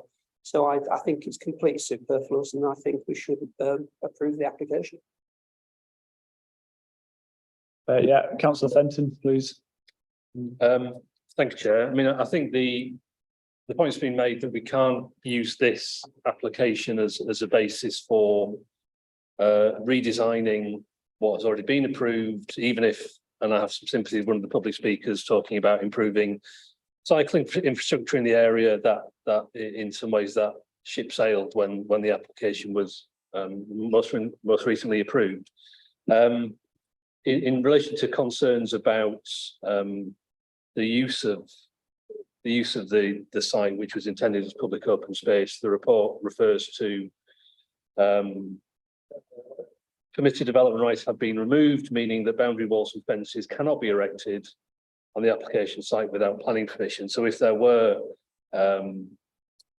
if things were happening on the site that ran counter to what had previously been approved or conditioned, then obviously we would expect planning enforcement to take appropriate action. But I don't think the concerns about what might happen on that site and how it might be managed are sufficient grounds to refuse what we're being asked to consider today. Councillor Melly. Thank you, Chair.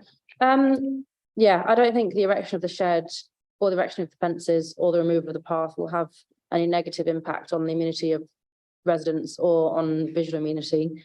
And I think the erection of the fences, I mean, they already had permission to subdivide their gardens, so I can't see, yeah, can only see how this could be approved.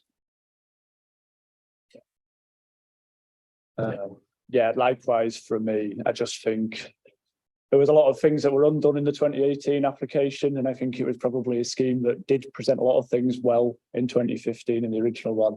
However, they're not there, and what we're discussing today, I think there's no material reason why we wouldn't approve that decision from my perspective. So, yeah. Yeah, Councillor Vassen.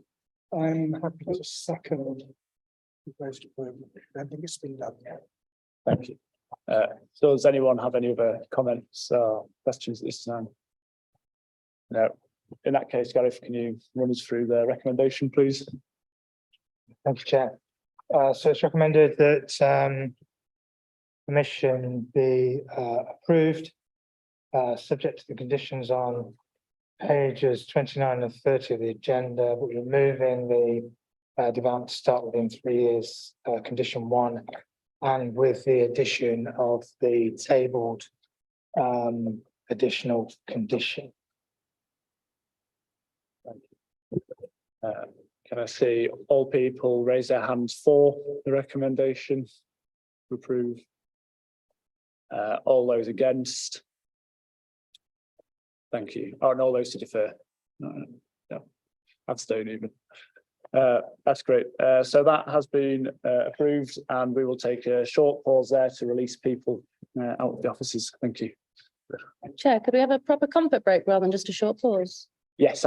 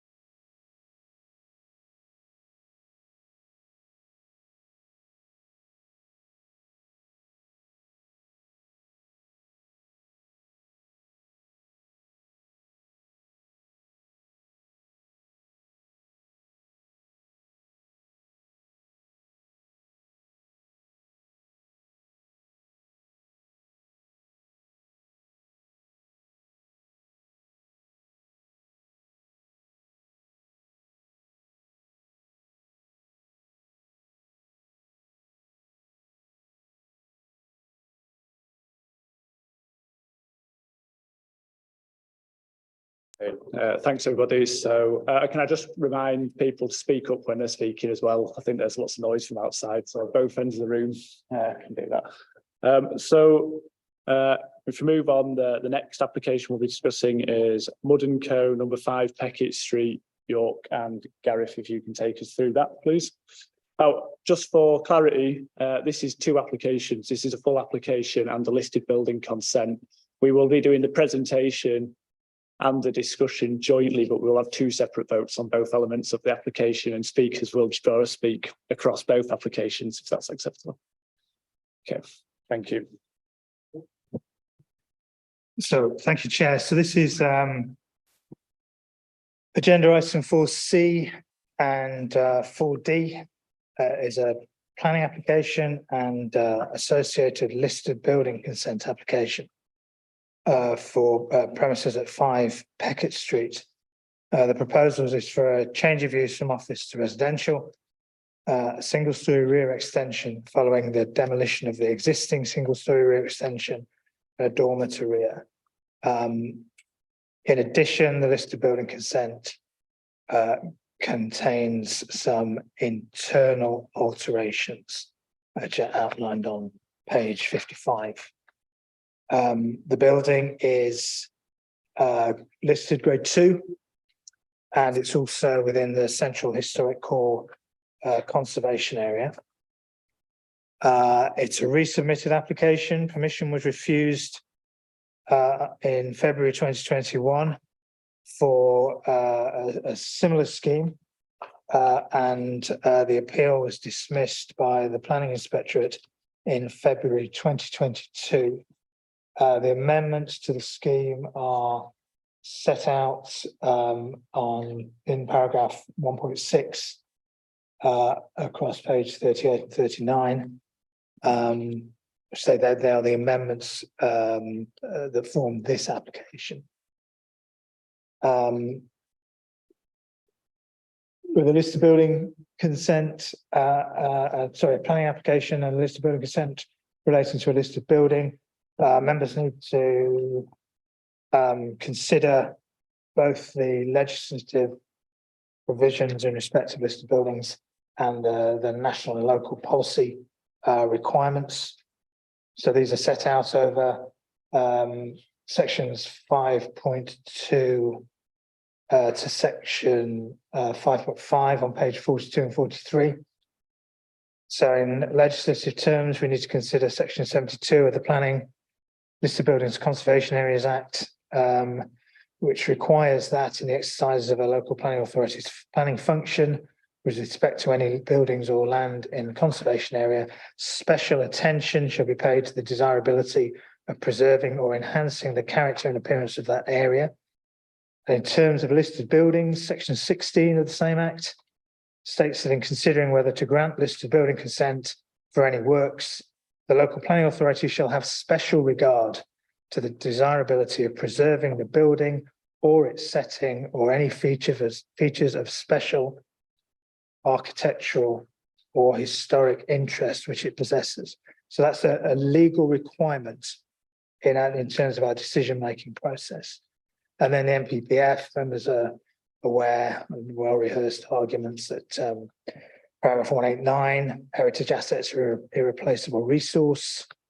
Paragraph 197 states in determining applications, planning authorities take account of the desirability of sustaining and enhancing the significance of a listed building, putting it to a viable use consisting with its conservation and the positive contribution that the conservation of heritage assets can make to sustainable communities. Paragraph 199, considering the impact of proposed development on the significance of a designated heritage asset, such as a listed building or conservation area, great weight should be given to the asset's conservation. And the more important the asset, the greater the weight should be. Paragraph 200, any harm to a designated heritage asset should require clear and convincing justification. And then paragraph 202, which is the balancing exercise, states that where a development proposal will lead to the less than substantial harm to the significance of a designated heritage asset, this harm should be weighed against the public benefits of the proposal, including, where appropriate, securing the optimum viable use. So that's the legislative and policy principles that you have to apply and legal requirements that you have to apply when determining an application that results in any level of harm to a listed building. The recommendation is that planning permission and listed building consent be refused for the reasons set out in the report and for the specific reason as set out on page 47 and on page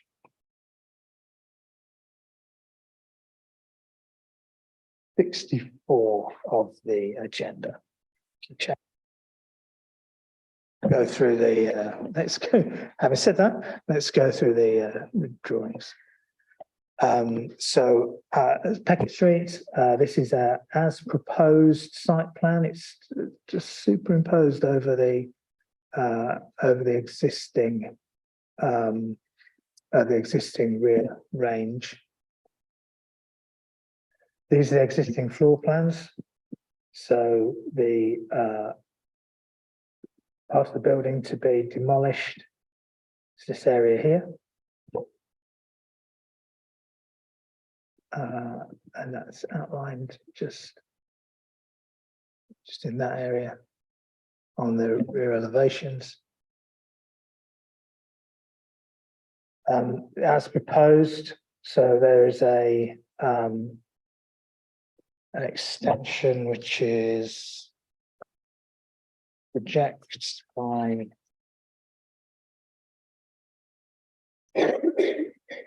7 meters, just shy of 7 meters, and then it's just shy of 2.8 meters across. And then in elevation and the proposed dormer roof level.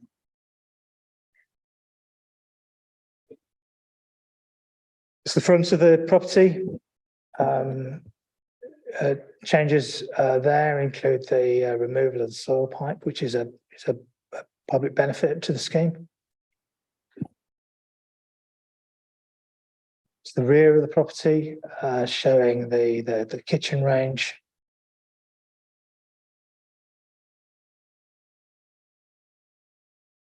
And then the outbuildings proposed to be demolished. And then we have the photograph from the rear yard, which shows the roof of the property. And Google Earth image. So this is the building here. So you can see the service range to the rear there. Yeah, that's it.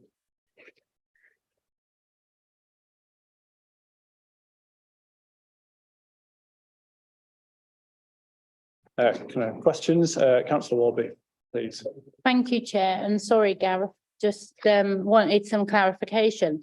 So it's grade 2 listed building and the application previously has been refused because it says the existing rear kitchen range and outbuildings were of important inheritance. So has this application changed anything?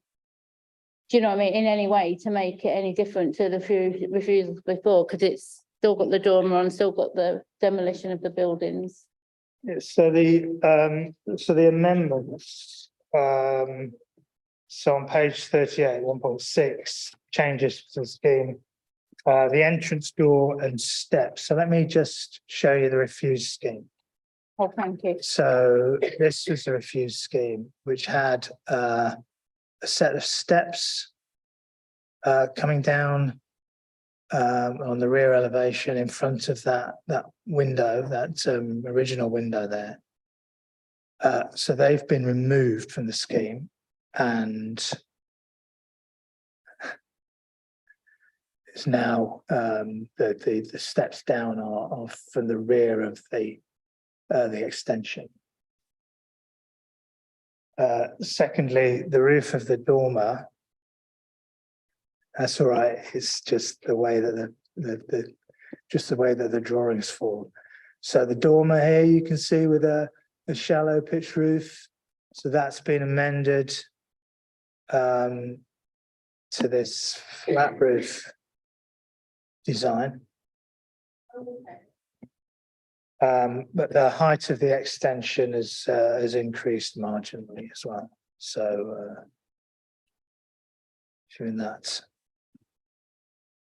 Just go back to that. Oops. Yeah. So that was the previously refused scheme. And here's the proposed scheme.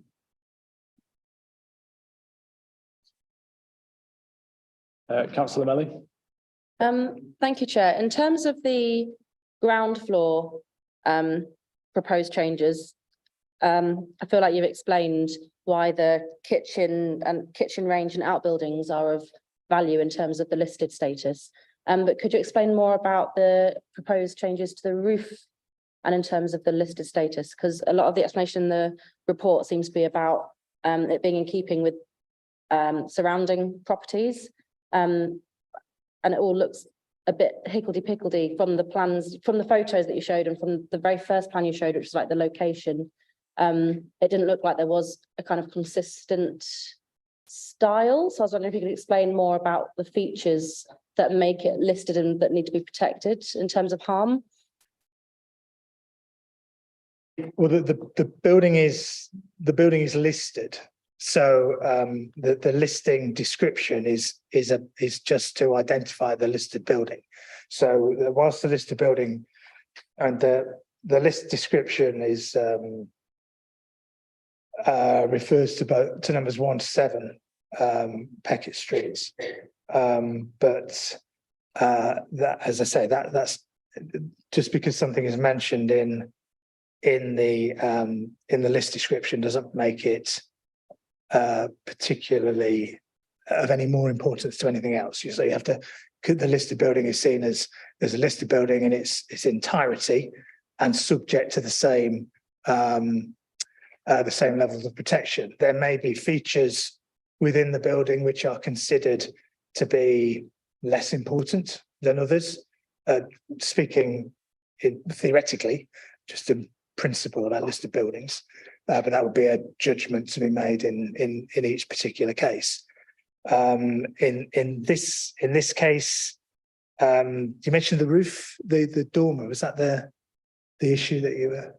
Yes, a lot of the description of why adding the dormer would cause harm is to do with it not being in keeping with surrounding roofs. Yeah, so this is actually quite a good photograph. So whilst there are some dormers on the South Parade, is that right? South Esplanade, yeah. They are of, they're not recent. They certainly, we can't find any references to any planning permissions since '96, apart from one, which is a replacement of an existing dormer from a decision in 2022, but I'm not quite sure whether that's been implemented or not. So we're really looking at the special interest of this particular terrace, and at the moment the roof line is unadorned and of its original, as far as we can tell, of its original character and building. And we consider that the putting in a dormer window, regardless of its scale, would cause harm to that roofscape, which we would seek to resist. The inspector in his decision, it was in relation to a differently designed dormer, agreed with us rather, stating that the dormer would be apparent in a number of views from neighbouring properties to the rear of the building and it also result in a degree of harm to the character and appearance of the conservation area. I mean, he was concerned with the particular design of that originally designed dormer window. Mark, I don't know if you've got any particular comments to make about this, the design of what's in front of us now. So, yeah, Mark Barrett, Conservation Officer. I think there's a couple of things to consider here. You've referred to dormers elsewhere in that photograph. That is a consideration in determination of the conservation area application. Now, in determining the listed building consent application, you should be looking at the impact on the character of the listed building. Now, the listed building is 5 Peckitt Street as part of the terrace of 1 to 7 Peckitt Street. Now, as Gareth has said, 1 to 7 Peckitt Street, there are no dormers on the rear elevation. Now, you asked about the significance or the how the roof fits into the building. Well, the roof is an integral part of the character of the building. So the form of the roof, whether it has dormers, whether it's a dual pitch roof, whether it's a hipped roof, a flat roof, these are all part of the built form of the building, which contribute to its special interest, contribute to its significance. So if you alter the roof form in any way, there's a likelihood that you will have an impact on the special interest of the listed building.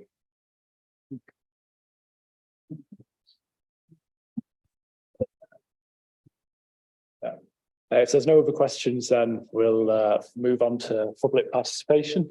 First off, we have John Dench speaking in support of the application.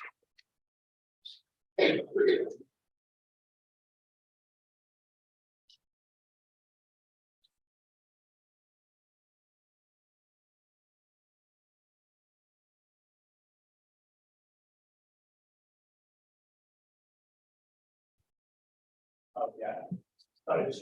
Really, that's great. Right, my name's John Richard Dench. I'm referred to as Richard Dench rather than John Dench. What I want to do here is support Mr. Mudd's application as a neighbour, particularly with reference to the conservation part of this application. My back courtyard is 2 away from Mr. Mudd's courtyard, and there are proposed remedial work. I use remedial specifically. Having fully read his planning application and the comments of the planning authorities, I support Mr. Mudd's plans as submitted. I have numerous arguments to support his case, but I would simply be repeating a lot of what Mr. Mudd is going to put to you in a minute.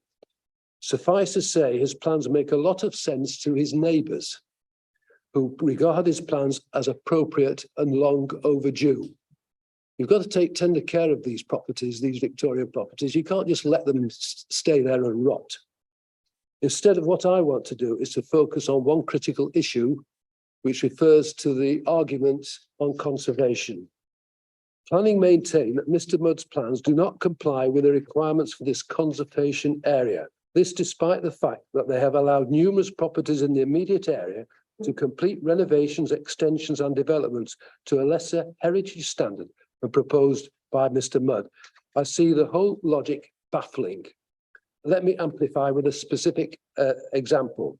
The committee's report states that, quote, this proposal would have an adverse impact on this conservation area. You can hardly see this part of the property from anywhere. You can't see it from the front, you can't see it from the back. The only place you can see it is our 2 neighbours who support this application from their upstairs windows. It's contained by walls. Moving on.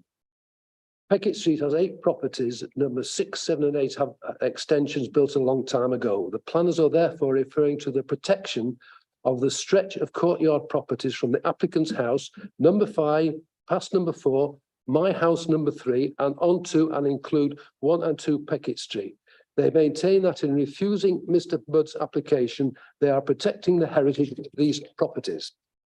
Yet, planning granted permission for a new extension to be built in the courtyard next to me behind 1 and 2 Peckitt Street in the so-called protected zone. This extension was completed last year. This is no more than a large copper and glass box, a monstrosity completely out of line with our conservation principles. It is vastly larger than the size of Mr. Mudd's proposed remedial work and is highly visible where Mr. Mudd's is practically invisible. This construction was allowed despite the fact that it breaches the very criteria which the committee report now says is a reason for refusing Mr. Mudd's application. What really confuses me is how an overseas absentee multimillionaire owner manages to get planning permission for the copper monstrosity in a conservation area for a holiday let, whereas Mr. Mudd, a long-term York resident, cannot get permission for a more sympathetic and appropriate project almost next door for his own residency. You cannot use the same set of criteria to come to two opposite conclusions. What we ask from the planning authorities is consistency and due diligence. Both are conspicuous by their absence in this case. At this point, I was going to show you a copy of this copper glass monstrosity. I learned this morning that I cannot, so I will describe it. Imagine a copper grain silo 2 stories high with a greenhouse attached. Questions should be asked as to how this was sanctioned. Against this, Mr. Mudd's application is a paragon of heritage virtue. That's my signature. Does anyone have any questions for the speaker? Thank you very much. And if we move on, the next up is the applicant, Tim Mudd. Please.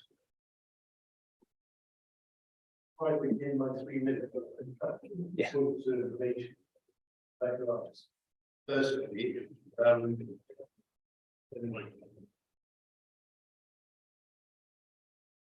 Firstly, will I be able to obtain a copy of this evening's relevant part of the meeting?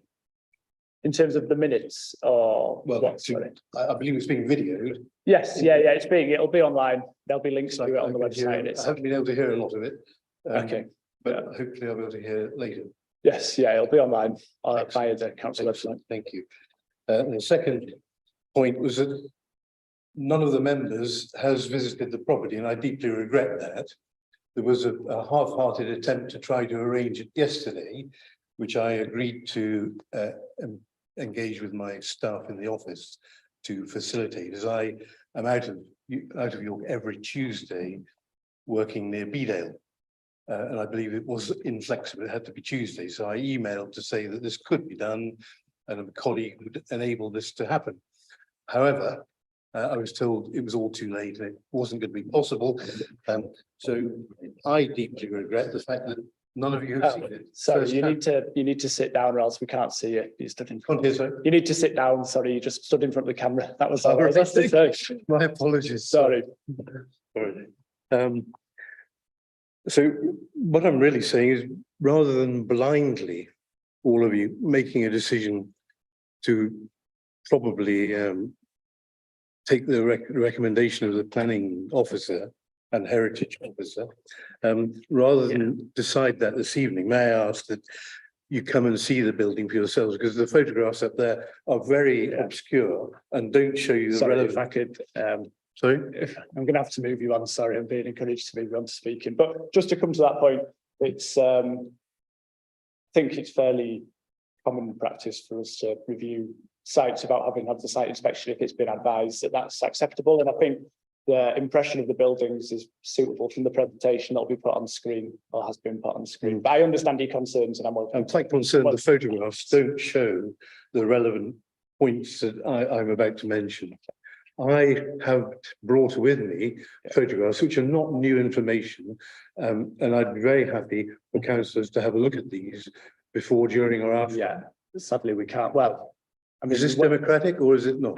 Afterwards, I'm sure you're welcome to, but we cannot do that during the meeting. Sorry, No. they're all quite clear on that. May I yeah, beg that you defer this matter until you've had an opportunity to see I invite you the to photographs and the building? Yeah, I'm going to invite you to move on to speaking, and then Sorry? I'm going to invite you to move on to the Yes, of speaking course. part of it. And we can,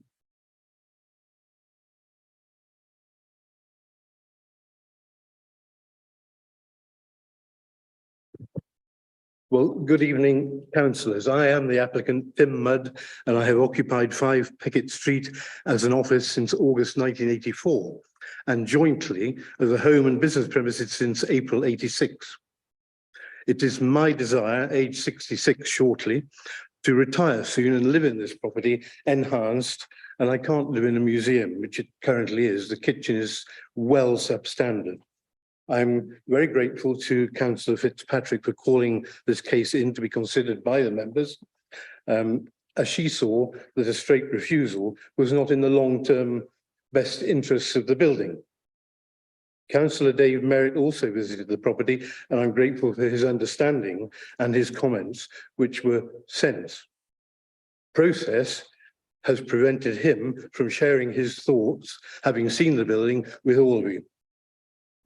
You'll know the process. It's 6 years since I embarked on this planning process with Mark Barrett and had a pre-consultation, and I haven't made a great deal of progress in that time. My application retains the same appearance of the building at the front. The facade of 5 Peckitt Street need not be changed at all, but we were tidying up the pipework. The kitchen, WC and bathroom facilities are poor. My reapplication proposes to raise the floor level of the kitchen with the rest of the ground floor level. If this had been done before Boxing Day 2015, it would not have flooded as it did. Too similar to my previous application seems a very odd reason for recommending refusal, because basically I don't want to change the building and damage the building significantly. There's a limit to how much is reasonable and sensible to do. My plan is to provide sympathetic enhancement by rebuilding the existing extension to a good standard in the original style and using original style materials.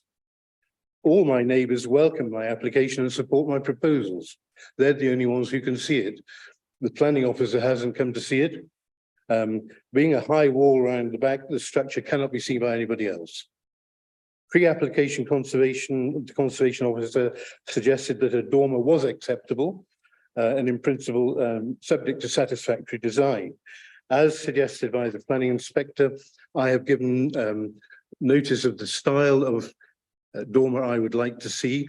There are 16 other dormers in this central historic core conservation area in which 5 Peckitt Street lies. Some are huge, ugly, out of all proportion and made of UPVC. I wouldn't dream of doing something like that to such a gorgeous listed building.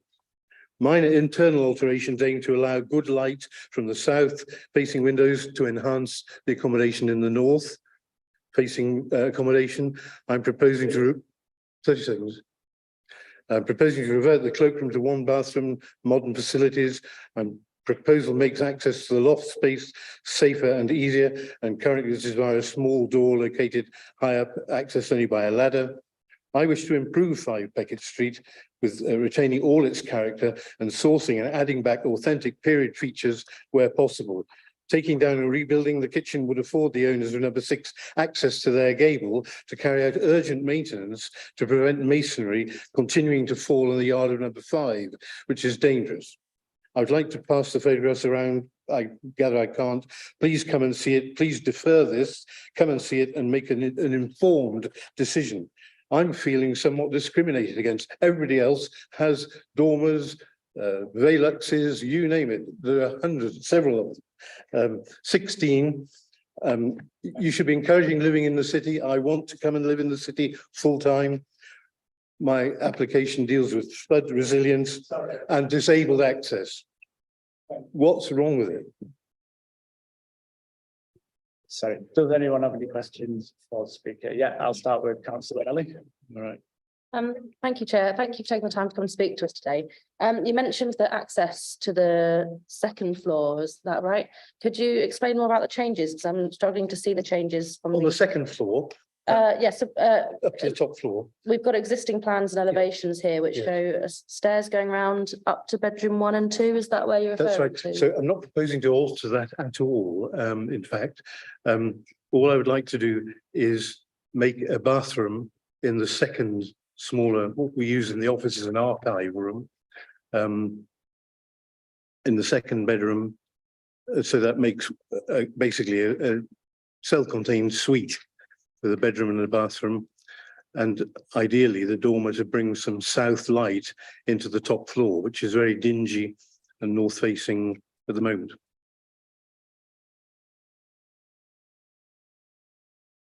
Councillor Fenton.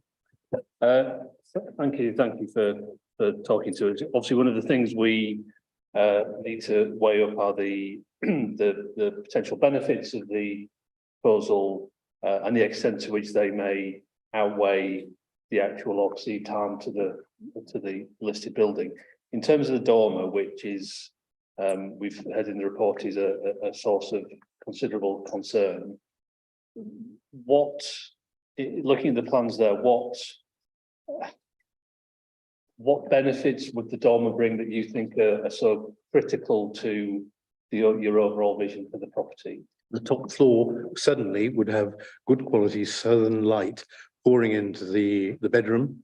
It's a health benefit, vitamin D, whatever. It's just a lovely thing to have, southern light. It's currently the attic is very difficult to use because the access to it is about 2 meters high, and it's a very small, narrow doorway, and you have to actually put up a temporary normal outdoor ladder to get at it. I can't use it. I've got a bad knee, and I would like to incorporate that into the top floor and bring light from the south into the main bedroom up there, and utilize the attic properly for storage. So what natural light, if any, does the attic currently have? None. Right. Thank you. Welcome. Councillor Fisher, please. Chair, on page 46 in paragraph 522, officers consider that residential use of the attic could be made possible via the use of a conservation roof light rather than a dormer. In this way, a successful and sympathetic conversion could be secured. Have you thought about taking the officer's advice on that? The original pre-application consultation encouraged me to look at a dormer, but something rather more in keeping with the age of the property than the other 16 in our conservation area. It would be a sad day if we end up with a flat piece of glass on the roof or a conservation roof light. It is a possibility, and it would afford some light into the bedroom. It would be a big disappointment. Thank you. A wasted opportunity, frankly. Councillor Belly. Thank you, Chair. Could you please tell us more about the changes to the kitchen and why that's essential for the change of use from office to residential, please? Certainly, the kitchen is original. It has been constructed out of half brick, so the wall is literally 4 inches thick, and it's solid brick. The rear portion of the kitchen, next to number 6, there's a gap of about 8 or 10 inches between, so it's impossible to point the brickwork, the solid brick face, which is only that wide anyway. When the gutter leaks next door, it pours in to the back of my kitchen cupboards, and there's mold. It's just not fit for current use or for anybody's use. It's desperate. It's a slum in today's 21st century. It's tragic. The other aspect is that it's a step down into the kitchen. When it was built, society was such you'd have a maid, and they would be behind frosted glass, rather similar to this, and they wouldn't see the family in the yard, or they wouldn't see the family in the dining room. They would be at work in that small cell, producing laundry, food, whatever, and they stepped down into it.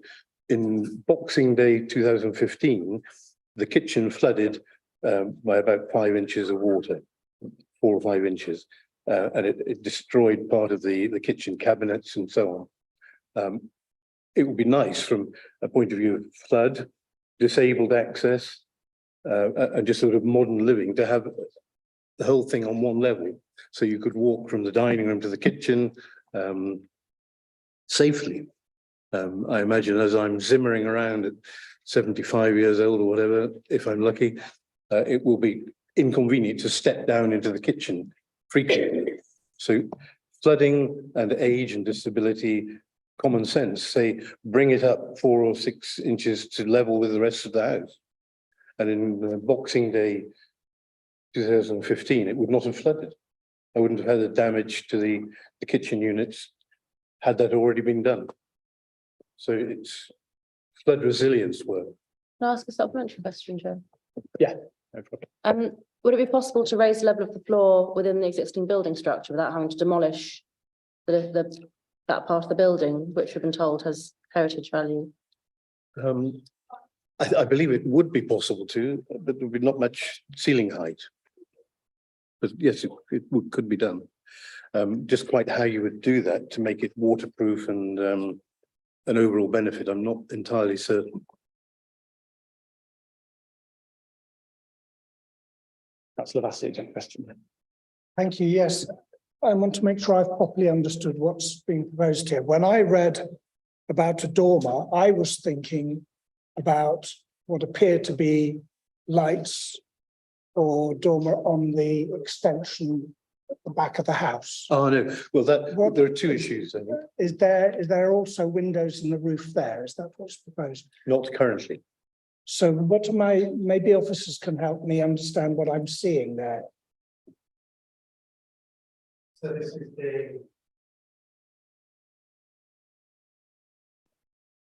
There are two conservation roof lights shown in the proposal. Sorry, yeah.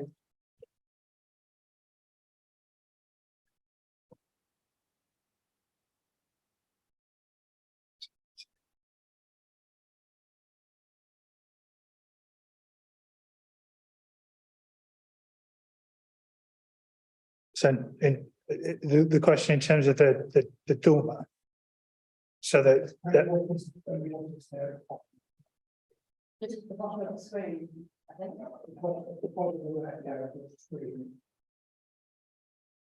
Appear to be skylight dormer. these. Yeah, they are they're two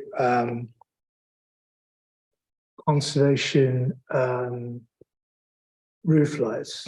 So they're flush, or broadly flush with the plane of the roof, which is why you can't see them in that elevation project of the showing the plane of the roof of the proposed extension.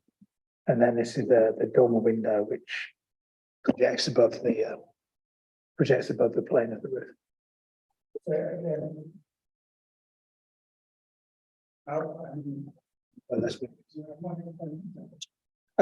To make sure I've understood them, the lights that are in the ground floor extension are not what's being contested here or refused. Because that's this is the whole sorry. The whole extension is they're part and parcel of the extension. But what officers consider to be unacceptable is the extension as a whole, the demolition of the existing service wing. So that the fact that the proposed extension has roof lights in the roof is not in itself material. It's the whole extension that we're considering to be unacceptable. Thank you. Any other questions? No. So thank you. Thank you. For your contribution. What should I do with all these photographs? Basically, I beg you rather defer rather than decide blind. These are, yeah. For the time being, if you can hang on to the photos. Say again? I said for the time being, if you can hang on to the photos. Thank you. Thank you. Thank you all for listening. Thank you. Sorry.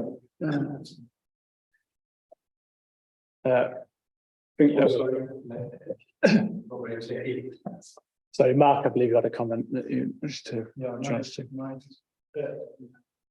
Am I able to come back on all those points at this stage, or should this be via members' questions?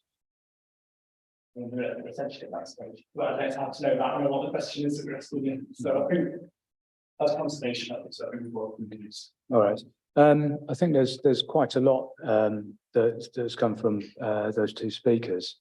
I think a critical point to start with in terms of flood resilience is that the 2015 floods have been referred to. These applications somewhat post-date the 2015 floods, and our senior flood risk engineer has stated that the high wall would mean that development would not represent a loss of flood storage, and that the non-return valve and pumping system prevents floodwater from entering the rear through the drains. So although that was a major issue in 2015, according to the evidence of our senior flood risk engineer, that isn't an issue now. There was reference to a copper and glass, I believe, extension to the rear of Tower Street and an equivalence drawn between the two applications. I think there's a critical issue to remember here, and that was that at the rear of Tower Street, there was no demolition of an existing extension. There certainly was evidence, there was map evidence historically that there had been another wing on the back of the building. And if you stood at the back of it, you could see the sort of ghost in the brickwork. But there wasn't anything there. You weren't losing an integral part of the listed building. You were making an extension to it. In fact, an initial scheme there was turned down at appeal because it took out a rear window. It obscured a part of the architectural interest of that building. So that was taken as an opportunity the applicants put forward a contemporary scheme, which we felt did no harm to the character of the building. Now, in this instance, in Peckitt Street, you're losing an integral part of the historic building. So whatever you replace it with, irrespective of whether it's of traditional design or whether it's of contemporary design and materials, you are removing an integral part of the historic building, and therefore it's harm to the character of the building. I think those are sort of critical issues. Also touched on back early on in 2017, our pre-application advice was indeed the subject to design, scale, materials. We might support a dormer window at the rear. The thing is, what's come forward are dormers of poor design, which sit unsympathetically with the historic building and are of excessive scale as well. And certainly this view was agreed with by the inspector at the last appeal. I have to say at this point, I wonder whether any acceptable dormer could come forward, bearing in mind the constraints of building regulations as they've evolved over the years. And certainly there is an opportunity for a roof light to provide the light that the applicant requires to the top floor. Now, various internal alterations have been referred to, and I have to say we had no objection at all to any of the internal alterations. We fully supported them. We have no problems with them. We feel they preserve the character of the building, they preserve its significance, they make it a better place to live in without doing any harm. The final issue really, I suppose, is the use of that kitchen. I agree, it's a small space. However, there is nothing to stop the space as it is being used in conjunction with the rear room as a kitchen, perhaps, who knows, with an island kitchen in that back room, and then the service range remaining essentially as it is, a service range. One final issue was issues of maintenance. Now, issues of maintenance are effectively separate from this because maintenance needs to be carried out to all buildings, and if you carry out the maintenance, particularly the leaking gutter next door, would prevent the water from getting leaking in to the neighbouring property. Certainly, in previous cases, some reference has been made to maintenance that needed to be done to the existing service range. I'd suggest that maintenance is done. I think that's it. I think that answers all of the problems, all of the issues that were brought up by the speakers. Councillor Nelly, do you have any questions for this? Just a clarification, please. Was the high wall at the back of the property and the non-return valve and pumping system in place at the time of the floods in 2015? Or was one or both of them? I believe not to be. I mean, that's why it flooded. But the situation had evolved during the course of the applications. Initially, our flood risk engineer objected to the earlier scheme because the larger footprint of the replacement extension took away flood capacity. But the amendments or the situation as it now is with the wall and the return valve mean that there is that's no longer an issue. Councillor Waters. I do sort of realise that it'd be very difficult for this committee not to go with the officer's recommendation, especially seeing as virtually the same scheme have been through the planning inspection regime. But I have a great deal of sympathy for the applicant. I'll admit now that I've seen the photograph of the nearby contemporary scheme over one of the speaker's shoulders.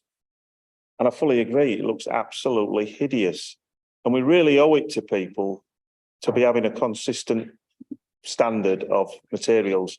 If we want things to be kept in keeping, they should be kept in keeping, not having a contemporary scheme that quite rightly puts people's backs up.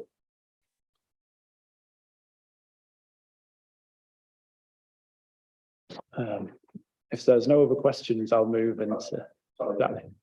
I didn't end that very well. Would the officer care to comment on the contemporary scheme? Yes, I would. I set out just now that was a different situation, and that in a location like that, there is nothing to suggest that a scheme of that nature wouldn't be appropriate. Indeed, I think that was very, apart from the scale of it, that was the one that went through, was similar to the scheme that went through the appeal, where they were at Tower Street, where they were not granted consent because it impinged on the window.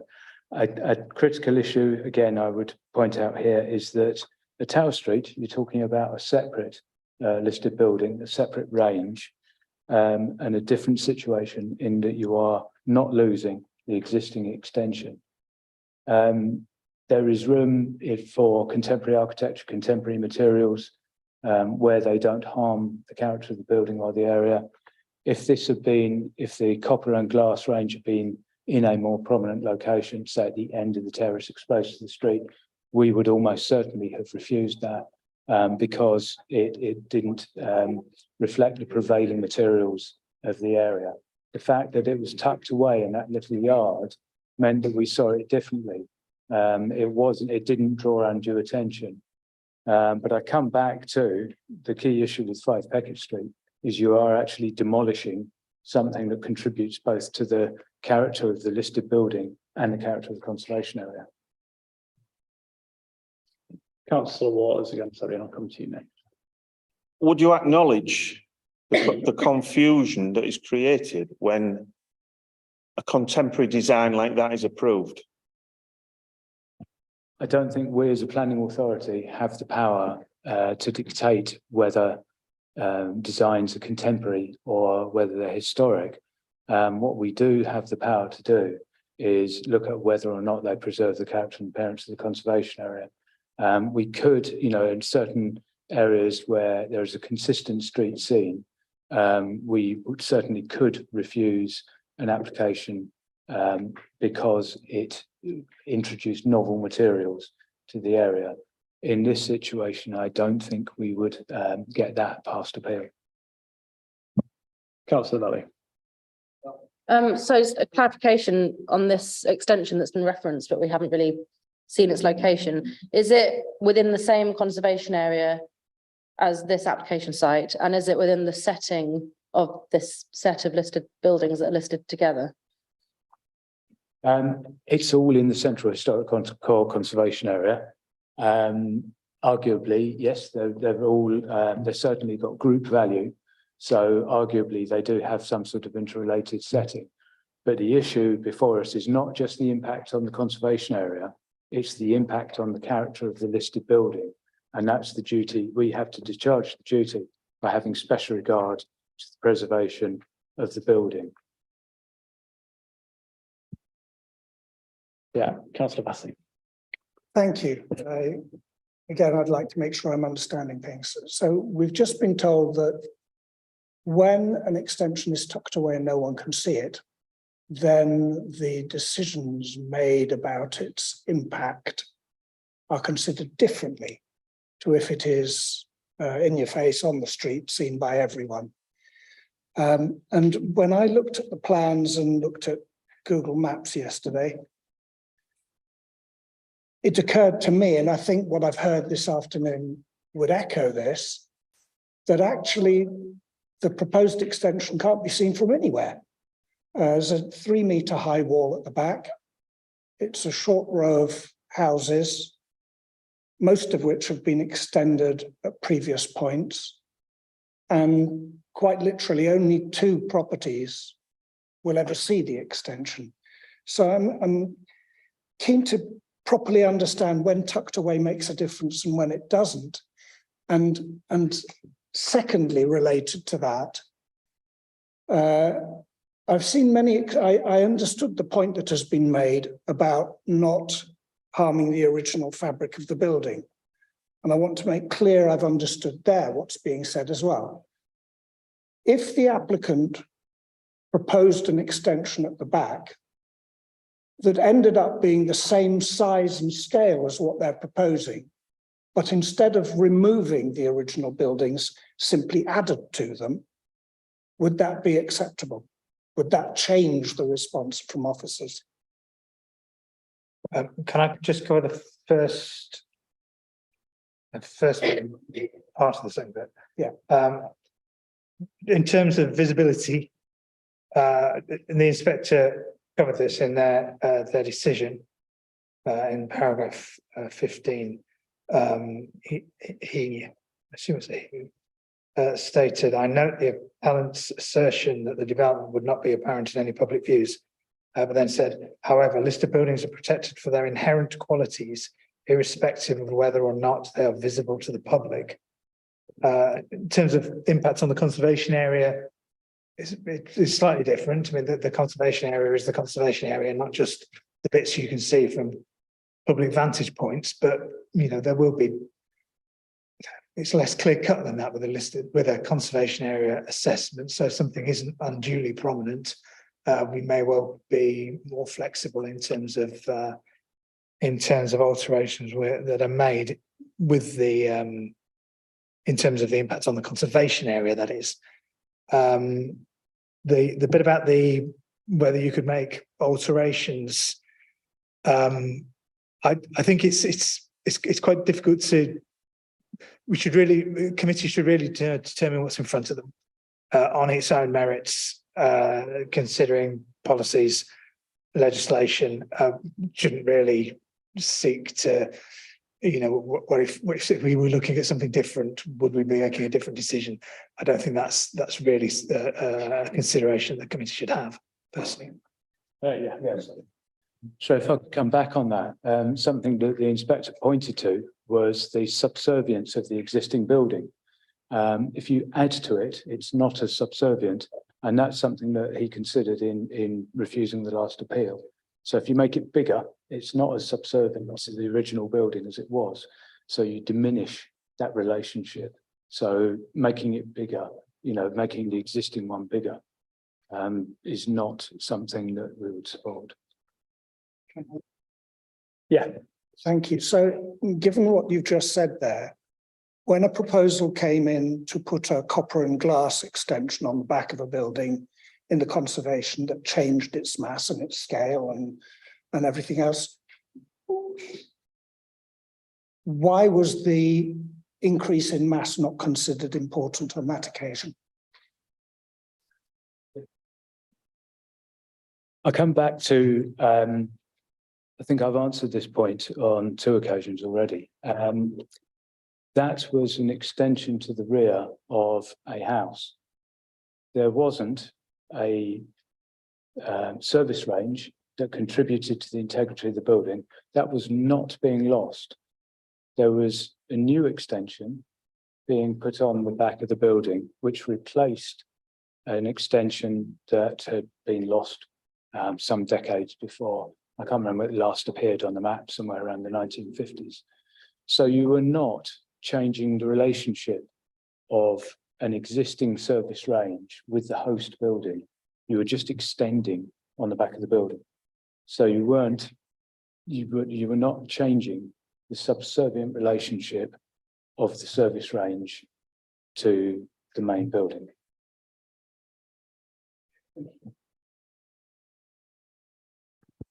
Can we focus this on the application itself? But I will have another question from Councillor Waters.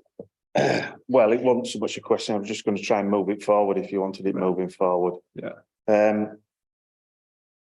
With great apology to the applicant, I would just like to move the officer's recommendation. But I think there ought to be some comments made as to the sympathy that we have with the applicant. I don't honestly think there's any way that we could take any other decision than what is recommended. I really don't. But I don't honestly think deferral would achieve anything, but we ought to be making comments as a committee that we feel there ought to be continuing dialogue between the council and the applicant to come to a sensible, sympathetic solution.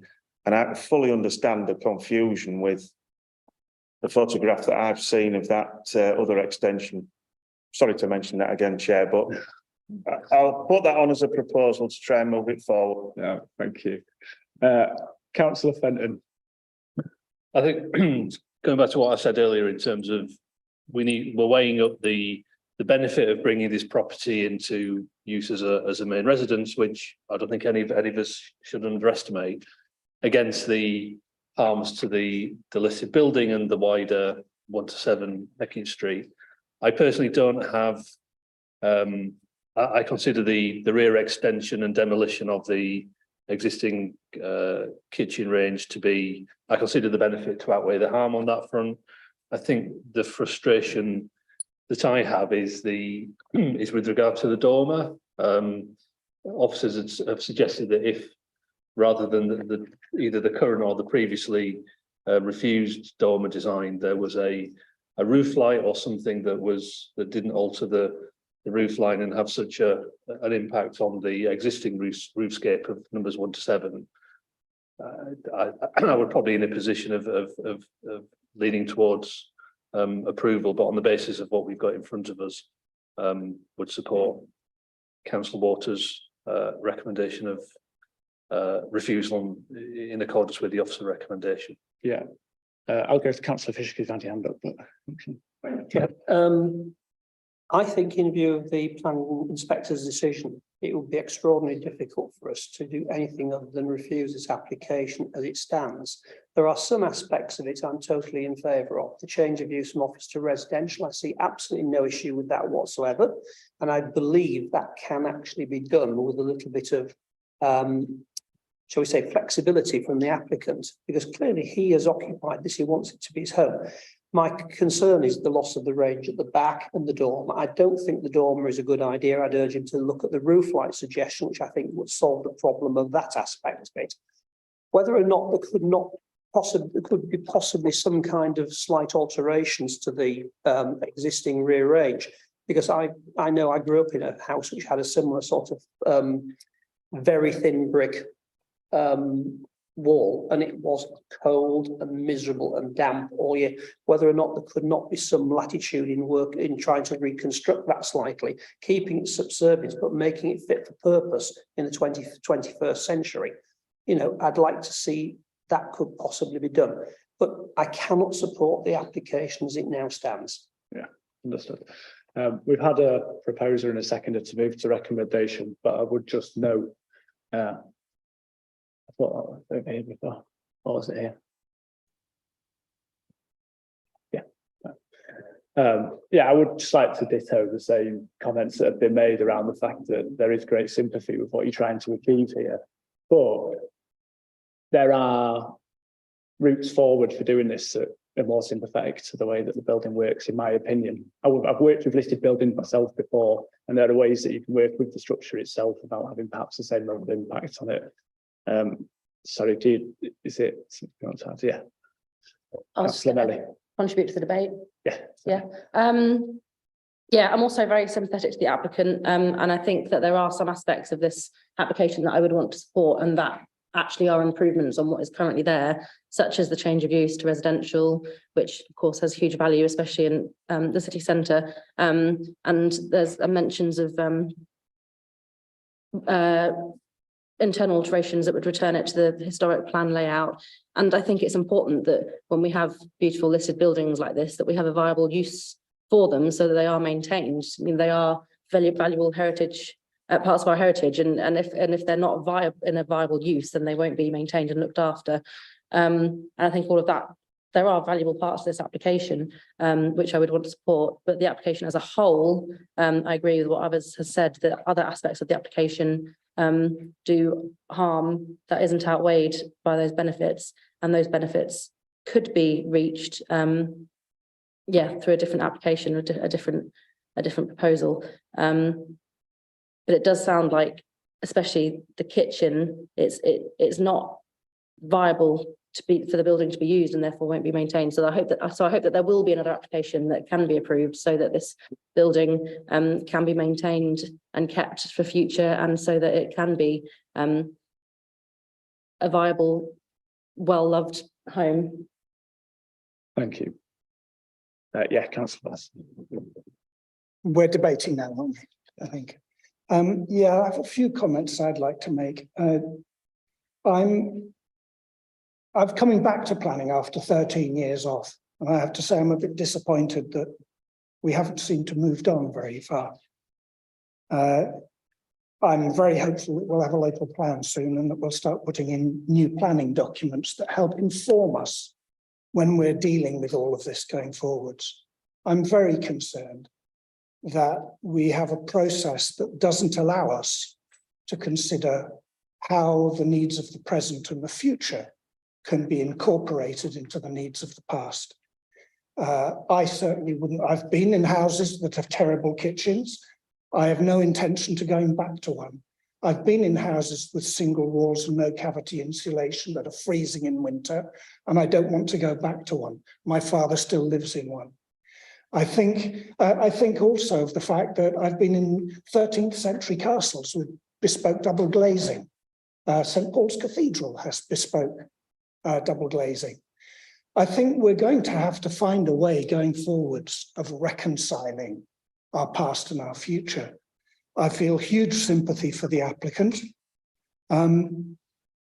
Plainly, unless we're going to say, well, we'd rather you used oil lamps and candles to be in keeping with the building, we have sooner or later to answer why it is we're not prepared to support a skylight in a roof. I hope the applicant has been listening and will come forward with a different kind of solution that can be acceptable to everyone, because plainly it's in the value of the city going forwards that these older buildings remain habitable, remain desirable, remain places that people want to live in, and that we don't end up in a cul-de-sac of buildings that no one can actually inhabit anymore. All that said, I have to agree with what's been said by others, that as we are presented at this moment, I don't see how we can say no to the recommendation for refusal. But I hope going forwards that we're all paying attention as councillors and as council officers and looking to put in place processes that work better in the future and enable applicants to have clarity about what they can do, rather than have them simply putting forward applications that turn down. Thank you. On that basis, having the proposal in the second, can you take us through the recommendation, please, Gareth? In respect to the planning application, so the recommendation is that permission be refused for the reason as set out on page 47 of the agenda papers. Can I see hands for those that are for the recommendation as it currently stands? Oh, sorry. And it will be specifically minuted that the committee has great sympathy with the applicant and is looking forward to the council and the applicant working at a satisfactory solution, something along those lines. Yes, it will be. Yeah, thank you. So can I see hands for the recommendation, please? That is unanimous, I believe, so that is carried. I believe we also have to have a second recommendation on that, is that right? Listed building. Oh, we do the So it has to be moved. right, okay.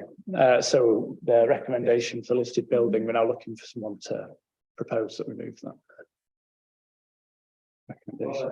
Proposer. Thank you. Thank you. I'm happy to. Councillor Fenton, and so on second that, please. Yeah. Councillor Fisher, thank you. So in respect of the list of building consents, the officer's recommendation is that this building consent be refused for the reasons set out on page 64 of the agenda papers. Thank you. And again, I'd like to see hands to those who are for the recommendation. And again, that is unanimous, so that is carried. Thank you.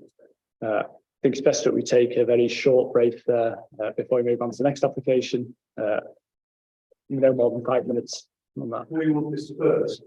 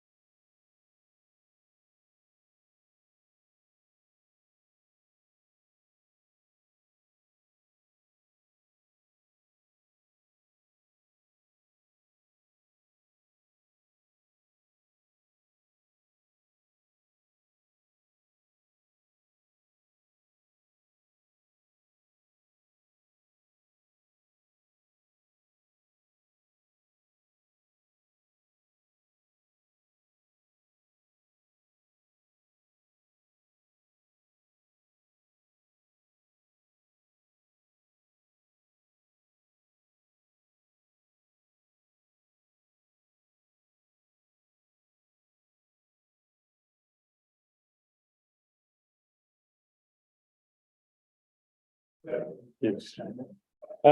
Yeah, so thanks again, everybody. Welcome back. So we're now moving on to the final application we're looking at this evening, which is 41 Milton Street in York. And Gary, if you can take us through the presentation, please. Thank you, Chair. So this item 4E relates to 41 Milton Street. So this is a terrace property. It had a garage added to the rear, which fronts onto Bull Lane, from planning permission granted in 2003. And this proposal is for the partial conversion. I do need to change the description of development on page 67. It says partial conversion of first floor outbuilding. That of first floor needs to be deleted because that's not correct. It's the partial conversion of the whole of the outbuilding. And this will allow it to form a habitable space with, just go through the drawings. Photograph that shows on Bull Lane. It's the building centre shot just there. And then from the rear, so this is the garden elevation, so standing with your back to the terrace property. Existing plans at the top, proposed plans below, so that shows the ground floor set out with workspace and living space, and an area set aside behind the retained garage door for bin storage, potentially bike storage as well. First floor, there would be a guest bedroom. The elevations, so the existing roof lights replaced by slightly larger roof lights, again facing the rear of the property, and then a small window inserted in the wall. And then to the rear, there's a blocked up doorway that you've seen on the photograph. So that's being opened out with a door within that elevation. Oh, that's it. So the recommendation is for approval. Members may wish to note condition 4. So that restricts the property to being used for purposes ancillary to the residential use of the dwelling and not as a separate unit of residential accommodation. Councillor Wardby. Thank you, Chair. Just for clarification, on the first page of the plan, it just shows the same boxes, obviously, on the other 3 houses. I just wanted to know if it was the same kind of thing within the. You see what I mean? Yeah. So they've all got like something at the end of their gardens. I'm basically saying, are they similar to what's the photograph is probably best. Oh, where's it gone? I didn't say, sorry, my fault. So Okay. many more to this end of the terrace. At the other end, it just appears to be garden walls. Okay. But yeah, there is a row of garages of various design and quality. No, that's fine. So it is, yeah, it is happening throughout the street. Thank you. Well, I assume they are still just garages or storage spaces. Yeah. Yes. Councillor Waters, please. Just on procedure, just so there's no confusion with anything going forward with this, it used to say that it's brought to committee because it's a councillor application, and there's no mention of it. I just think for clarity, it ought to be on there. Right, yeah, just to confirm that, if that is the case, then that is right. That's been brought as a councillor application. Councillor Bassey.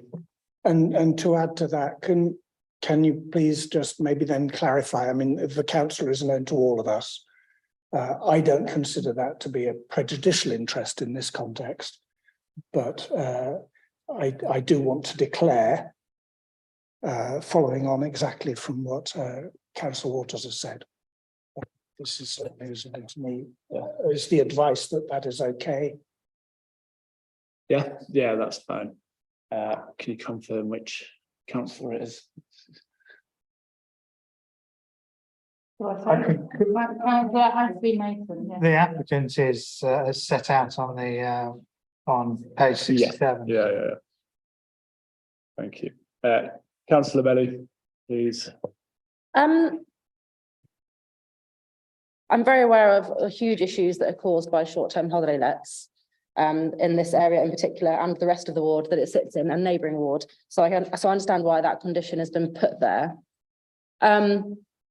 I think the problems caused by short-term holiday lets are due to whole house lets, not some. Basically, what I'm trying to understand is if somebody were to let out one room in their house that they were living in as Airbnb, for example, does that, what am I trying to understand? That is a different issue in terms of its impact on housing supply and amenity of local residents to a whole property being rented out. So I'm just wondering why it was felt necessary for that condition to be put on just an annex, an outbuilding. Presumably, this condition wouldn't prevent the applicant or future occupants of the property from still renting out bedrooms in the main building on a holiday let website, or even temporarily relocating themselves to this annex and living in it while renting out the main property, for example. I'm just wondering what exactly this condition covers and why. I know I didn't go about it in a very eloquent way, but the why is set out in the reason for the condition. So it's the issue of, it's not necessarily unacceptable, but there are issues in terms of if it is let out as a separate unit of accommodation, there are issues of 2 sets of bike storage, 2 sets of bin storage, access to the rear yard, which aren't considered and aren't shown on the approved plans. So it protects that separate residential unit from causing environmental problems in terms of things like bin storage and the ability to store bikes and access them in the rear yard, that sort of thing. So, but you're right, a small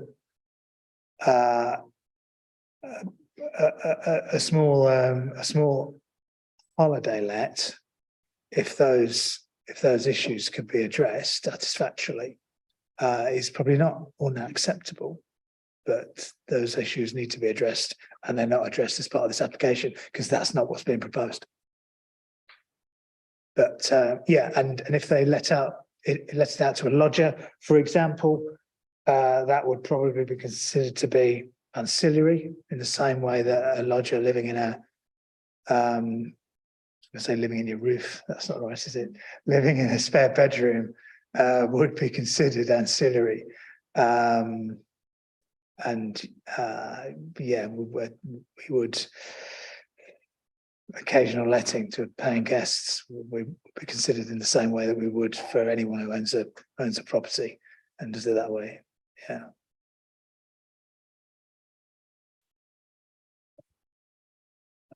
So there's no other questions for the officers at this time, then we'll move into discussion if anyone wants to kick us off.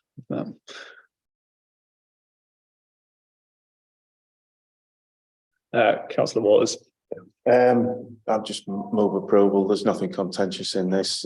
It wouldn't have been brought before committee if it hadn't been a councillor application, would it? Yeah. I'm happy to. And further to that, a very good condition, you know, should the property subsequently be sold. So yeah. I'm happy to second that, Chair. I think it's a straightforward application. Yeah, great, thank you. Gareth, if you could take us through the recommendation and please. So the officer's recommendation is that approval be granted subject to the conditions on page 70 and 71, and just noting that small amendment to the description of the development on page 67. Very much. So if I can see people for, if they raise their hands. That's unanimous, so that motion is moved. Thank you. There is no urgent business on the agenda tonight, so that is the end of the meeting, and I'd like to thank everybody for their time and everyone who attended today.